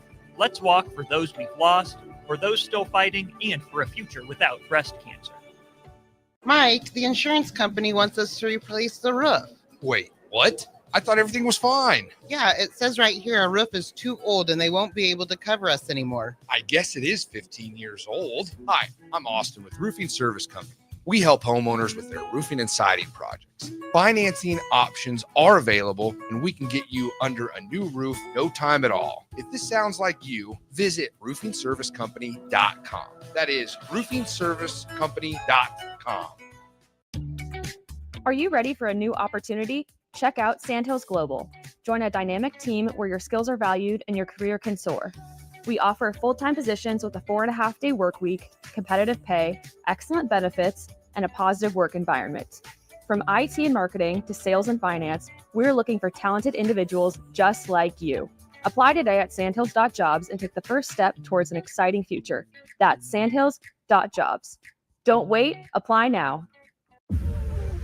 This just in, hot off the bench press. Planet Fitness has expanded strength equipment. We're raising the bar with these benches, and our hack squat will have you actually looking forward to leg day.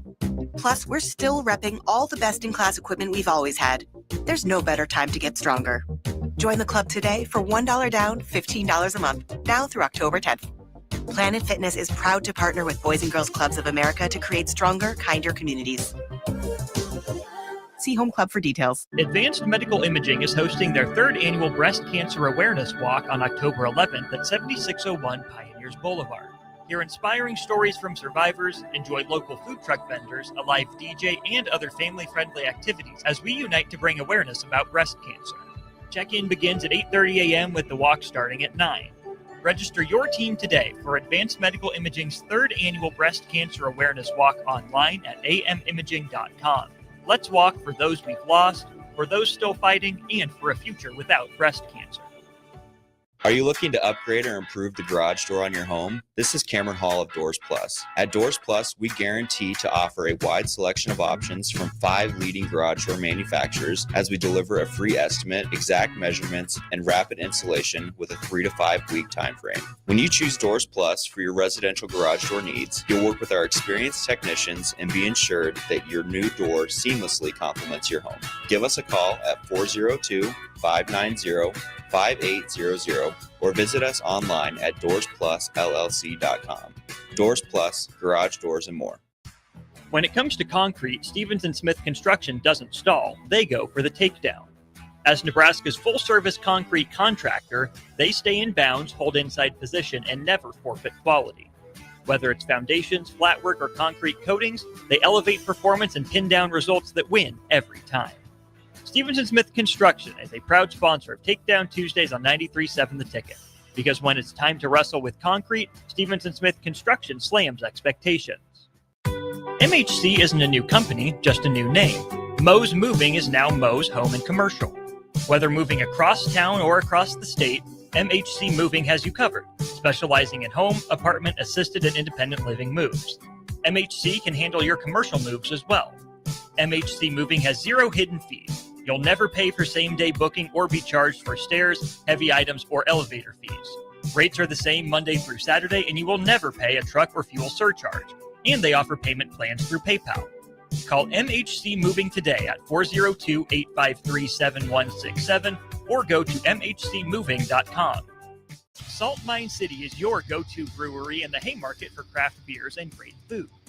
Enjoy a full menu of great items daily for lunch and dinner, like their Big Fatty 7-ounce hamburger or a Reuben sandwich served on Blackstone rye bread.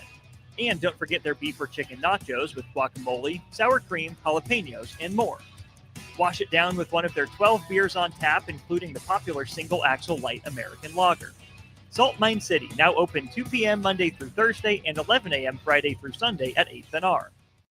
I love Nebraska Pick 3. It's the Nebraska Lottery's very best game, and nothing could ever change my mind. What if I told you there's now a Nebraska Pick 4? Say what? It costs just $1 to play. There's a $6,000 top prize with drawings every day, and you could choose from 6 different bet types. What would you say to that? I love Nebraska Pick 4. It's the Nebraska Lottery's very best game, and nothing could ever change my mind.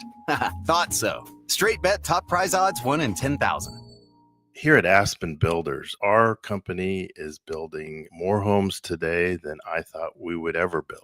Bob Benish is the founder and president of Aspen Builders, online at aspenbuildersinc.com. You know, I am just shocked at how strong our market is here in Lincoln and at Aspen Builders. We're probably helping people right now more than ever get into a new home. We've been able to find pieces of ground we can develop affordably and keep our lot prices down a little bit. I think with our volume discounts and our office staff, 35 years of experience, we figure out a plan that's going to work great for you. We make it perfect. We make it fit your price range. All of this is part of the reason we're so busy. Make your dream home a reality and call Aspen Builders at 423-6811. Online at aspenbuildersinc.com. Your home is waiting at Aspen Builders. It's the best time of the year to order a new John Deere self-propelled windrower from Landmark Implement during the early order program. Hay harvest is a race against time. Order a new John Deere self-propelled windrower to harvest your hay quickly and efficiently while promoting quick dry down for quality hay. Now is the time to lock in the best price of the year. Contact your local Landmark location for full details on a new self-propelled windrower and experience the Landmark difference. Back to old school with Foreman and Orman on 93.7 The Ticket and theticketfm.com.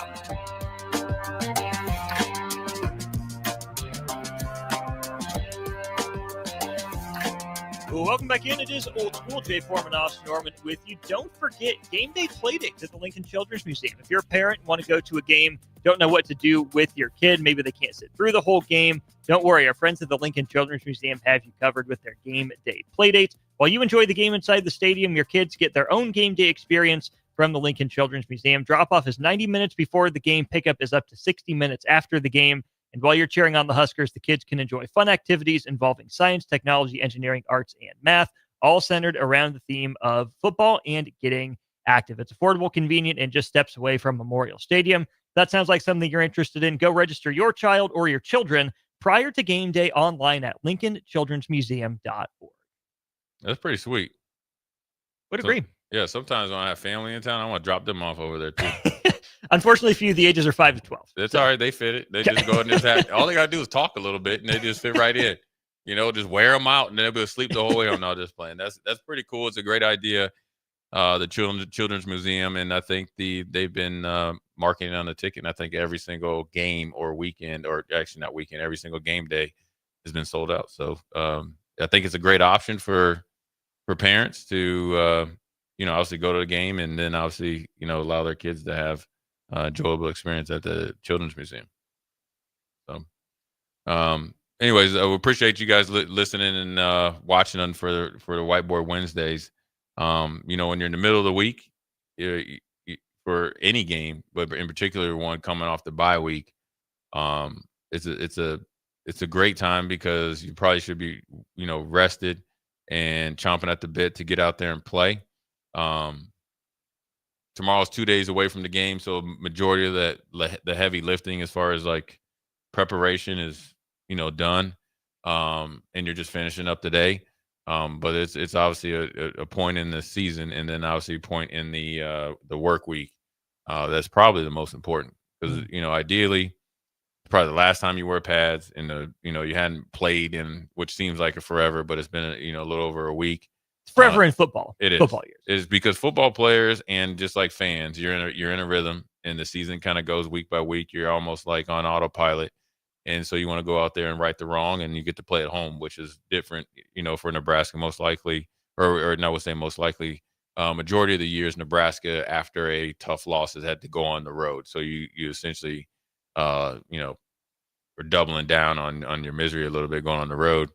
I think that one of the most interesting things you heard Coach Rule say is that you don't want the Michigan loss to be 2 losses. You don't want them to beat you twice. I don't think it was, there's 2 ways to look at it. Physically, like when I played, we'd beat people up to where they'd lose the next week. This thing, I think, is more of a mentally to make sure that you lock back in and understand that you've done out of the 10 things that you need to do to be, have a good season. You've probably done like 7.5 of those or whatever it is. And so you're doing way more positive than negative. And sometimes you can get caught up, especially when you lose your first game, keep going back to that. So you got to make sure you stay with the right mind frame. You better not be physically beat up with a week off after week 4. Yeah. Yeah. Michigan's tough. Yeah. They're big, fast, strong, physical, what have you, but you're going to be a D1 college football team that wants to win double-digit games. Yeah. You can't tell me you're beat up in week 4. That can't carry over for 2 weeks. So then it comes to what you said, the mental portion of things, which is something Matt Rule says he's seen his team make strides in. Here's where you prove it. Mm-hmm. You come out, you throw the first punch, you take theirs, you throw another one, and then you throw the last punch. It's time for Nebraska to do that coming off a bye week against, again, similar thing in Michigan State, who 2 weeks ago didn't have as physical a game, but again, it's week 4. You get an early bye week. This is a luxury, really, getting 2 bye weeks and one of them comes this early. Sure, maybe you want to be in rhythm and keep playing, but if this was week 7 or week 8, Nebraska got its first bye week, okay, fine. You can maybe convince me of that, but it's week 4. And you sat out 35% of the Akron game if you're the starters, and you sat out half of the Houston Christian game. You shouldn't be tired or beat up. It's not a physical thing. I was just saying there's 2 ways that you can get beat twice. Now we used to beat teams up all the time twice, or they have 2 losses based on when they played us in the week after. This is more of a mental thing. I think the bye week, came perfectly for Nebraska, whether they won or lost, but in particular after a loss is because, training camp was, right around 30 days. Then you played, which was an odd, you start off on a Thursday. Then you had a kind of a mini bye week, right? Because you get a couple days off there. And then you had 2 kind of, layups, and then you played Michigan and lost. And so you were able to kind of, reset, refresh. And it's more of a mental reset, refresh. And you're able to see things that you need to address and get better at that are all fixable. Then you're able to go get them fixed, right? I think Coach Rule said they went good on good. And then now you get to go out there for the next 4 games and really do something, special. And it'd only be special if you handle your business, I think 3:00 on Saturday. Indeed. Drumstick says, is double bye week something new? Don't remember 2 bye weeks ever. It's happened a few times for Nebraska in the last 5 years. So it's more new because college football is going to the week 0 sort of format. Yeah. We had a bye week, I always talk about when we had bye weeks, I hated it. Granted, you get more rest and obviously that's the whole point of it. But we used to get after it. We go back to full pads, which, obviously worked out well for us. I was able to win 3 national championships. But as a player, did you prefer bye weeks in college or the NFL? The NFL, especially because it was the old NFL where you had 6 weeks of training camp and they were, way more padded. And, you play 16 regular season games. Ideally, the way we used to have it in Buffalo, we were very fortunate. We get off to a good start, hit a lull, get back on track, bye week, finish strong. But you don't get to pick it. Sometimes you get it after the 3rd week and you go play over and doubling and all that, and then you already get the bye week. So I can't get over the Vikings getting 2 straight games internationally. Getting or have to do it? Well, being given. Yeah. Well, I think being told to take this. Well, here's the deal. If you saw the way that the Vikings traveled versus the Pittsburgh Steelers traveled, you see that's the NFL ponied up for that nice airplane. I think staying over there for the Vikings, before they got on the plane Mm-hmm. was going to be a great experience if they pulled out that game. Now they lost, and now it's obviously back to work, and you're on unfamiliar territory, but it's a great experience, and the NFL is trying to grow, globally. So sometimes you got to be a part of it. I mean, Jacksonville Jaguars can only go over there so much, right?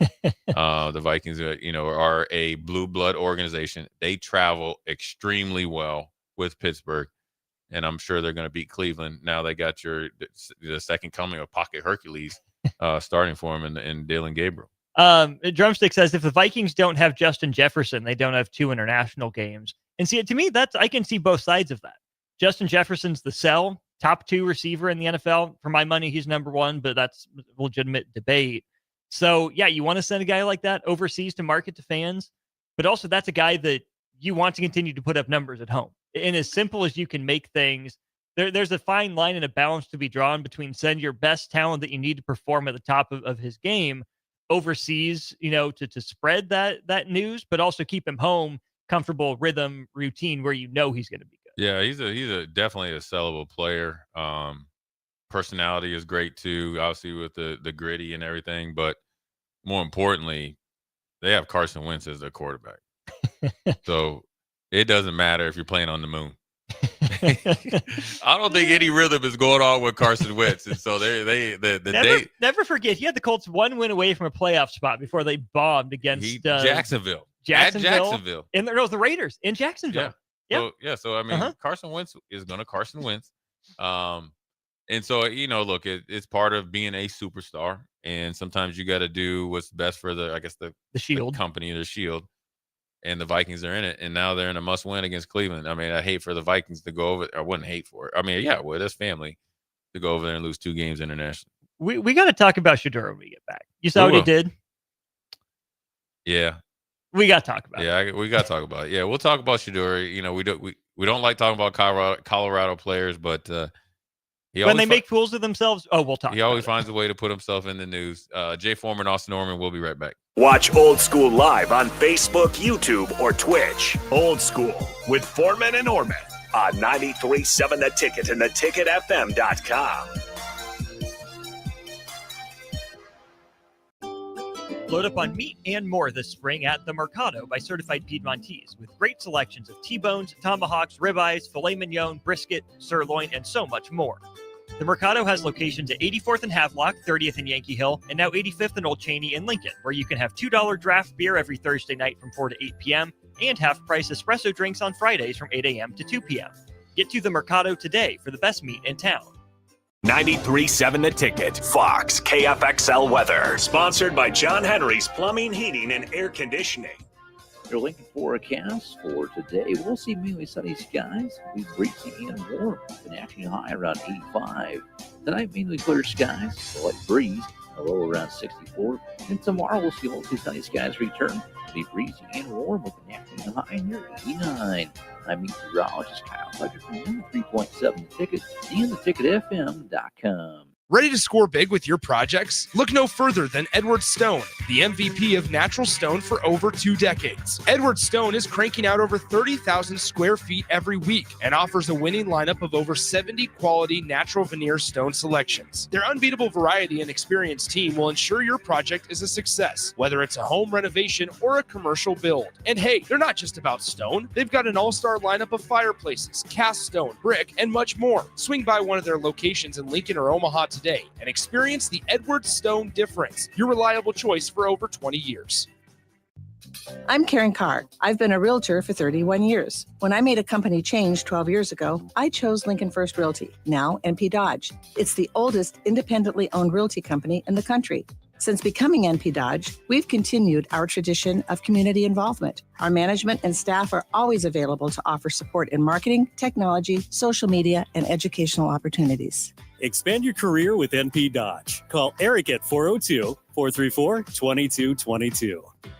Hey Husker Nation, this is Todd Euler, two-time national champion, here to talk to you about Window World Lincoln. At Window World, we specialize in replacement windows, doors, siding, and roofing. Whether you're looking to enhance the beauty of your home or increase its energy efficiency, we've got you covered. And here's the best part. We offer the best for less. Our team is dedicated to providing top quality products and exceptional service at affordable prices. We want to earn your business and make your home improvement dreams a reality. So why wait? Contact Window World Lincoln today at 464-7313 or visit our website at windowworldlincoln.com. Window World Lincoln, where quality meets affordability. At Valentino's, we're on a mission for tradition. On every slice, for every bite. Golden baked crust, cooked to perfection every time. Savory sweet sauce that's made from our own secret recipe. Loaded with the perfect amount of fresh toppings and melty mozzarella cheese. It's the tradition that Nebraskans have come to love. From game day to every day. Valentino's. Taste the tradition. Austin Norman here. Join me and Jay Foreman for Old School, live from Cornhusker Bank at 83rd and O this Friday for their Customer Appreciation Tailgate Party. Larry the Cable Guy will join us during the show, and there's free food and refreshments. We'll be out there for the show starting at 3. You're invited to join us from 4 to 6 p.m. this Friday for Cornhusker Bank's Customer Appreciation Tailgate Party, only at Cornhusker Bank on 83rd and O. This is Bill Mitchner, Executive Director of Lincoln Lighthouse. Did you know Lighthouse provides multiple programs for students such as one-on-one tutoring and mentoring, as well as pro-social skill exercises, while providing them a nourishing meal and a safe space during all months of the year, even during school breaks? Learn more or contribute to Lighthouse at lincolnlighthouse.org today.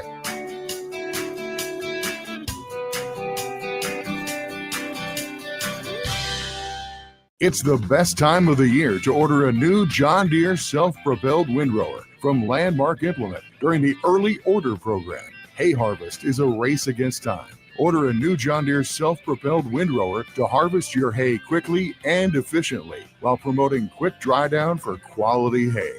Now is the time to lock in the best price of the year. Contact your local Landmark location for full details on a new self-propelled windrower and experience the Landmark difference. Empire Netting and Fence delivers top quality netting and fence solutions.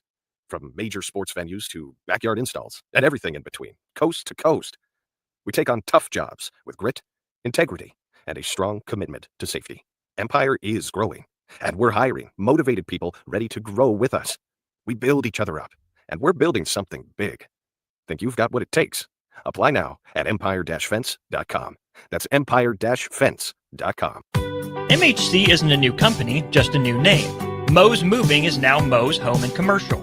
Whether moving across town or across the state, MHC Moving has you covered, specializing in home, apartment, assisted, and independent living moves. MHC can handle your commercial moves as well. MHC Moving has 0 hidden fees. You'll never pay for same-day booking or be charged for stairs, heavy items, or elevator fees. Rates are the same Monday through Saturday, and you will never pay a truck or fuel surcharge.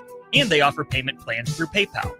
Call MHC Moving today at 402-853-7167 or go to mhcmoving.com. Are you ready to transform your body and your life in just 10 weeks? At Farrell's Extreme Body Shaping, our kickboxing challenge combines heart-pumping cardio, strength training, and proven nutrition coaching to deliver real results. Lose fat, gain strength, and feel more confident than ever. Spots are limited. Don't wait. Join the next Farrell's 10-week challenge starting October 11th and take the first swing towards a healthier, stronger you. Farrell's Extreme Body Shaping, results, not excuses. Join today, fxblincoln.com. That's fxblincoln.com. Back to Old School with Foreman and Orman on 93.7 The Ticket and theticketfm.com. What up? We're back. Jay Foreman, Austin Norman. Quick segment here. Once again, appreciate you guys tuning in and listening and watching on Whiteboard Wednesday. But without any further ado, if you haven't seen, Shedeur Sanders did I thought something was wrong with the mic. And the backstory is, into his defense, they asked him about where he's at. He felt like he was better than a lot of quarterbacks in the league. They ran with it and said he took a shot at the second coming of Pocket Hercules.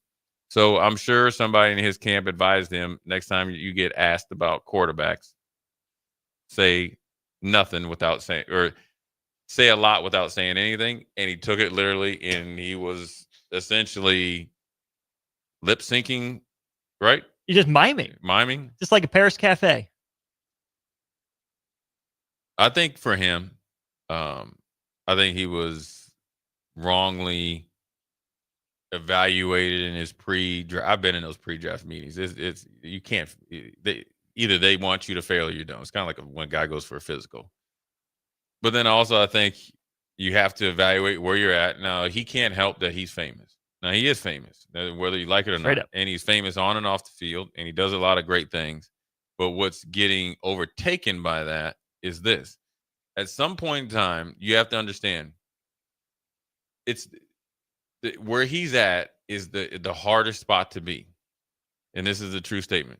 Famous but not good? The only job in the world that it works against you that you're famous is backup quarterback. Period. We've seen people famous do a lot of things that they aren't qualified for. And he's qualified, but he's famous, and he's the backup quarterback. That doesn't fly in the NFL. So that's not going to change. What has to change is how he has to be able to play the game within the game in this new age way of doing it. The problem is he got a big old bank account. I mean, he does that like Twitch stuff. He gets paid millions of dollars. He's making millions of dollars off of jersey sales. So really, what's the incentive for him?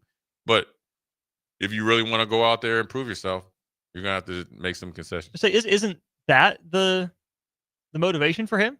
I got to prove myself. I mean, if he thinks he's already proven himself and everything he needs to, that's his first mistake. Like at some point, don't you say, I'm tired of this conversation? No, I want to prove that I'm more than just the conversation around me. I'm not saying he's not putting in the work behind the scenes. I'm not saying he doesn't deserve an opportunity to prove it. But then you see something like this where, I mean, he's laughing about it. He knows exactly what he's doing. But at some point, either you take ownership of it and, no, I got to get better, or I got to go somewhere where I can have this opportunity, or I got to fall in line and understand the reality of my situation. He knows he's in Cleveland. And he knows most likely he'll get another shot, or he'll get a shot, because Cleveland's evaluating for next year. Right. Probably not handling it the best, but, a young, 22-year-old, they know everything. We don't know anything. So appreciate you guys listening. All 3 hours, old school. We'll be back tomorrow. And then on Friday, we will be out at Cornhusker Bank, 84th and O Street. But for Jay Foreman, Austin Norman, we'll holler at you tomorrow.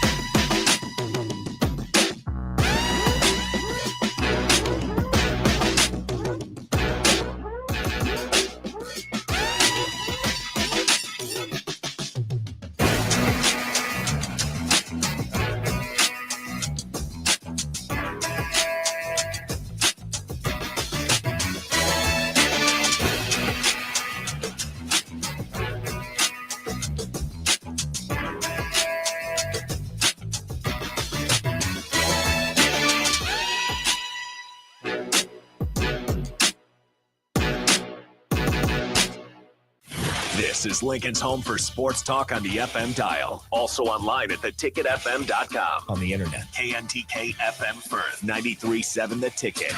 93.7 The Ticket. Fox KFXL weather. Sponsored by John Henry's Plumbing, Heating, and Air Conditioning. Your Lincoln forecast for today, we'll see mainly sunny skies. It'll be breezy and warm with an actually high around 85. Tonight, mainly clear skies, a light breeze, a low around 64. And tomorrow, we'll see mostly sunny skies return. It'll be breezy and warm with an actually high near 89. I'm meteorologist Kyle Fletcher from 3.7 The Ticket and theticketfm.com. Empire Netting and Fence delivers top quality netting and fence solutions. From major sports venues to backyard installs and everything in between, coast to coast. We take on tough jobs with grit, integrity,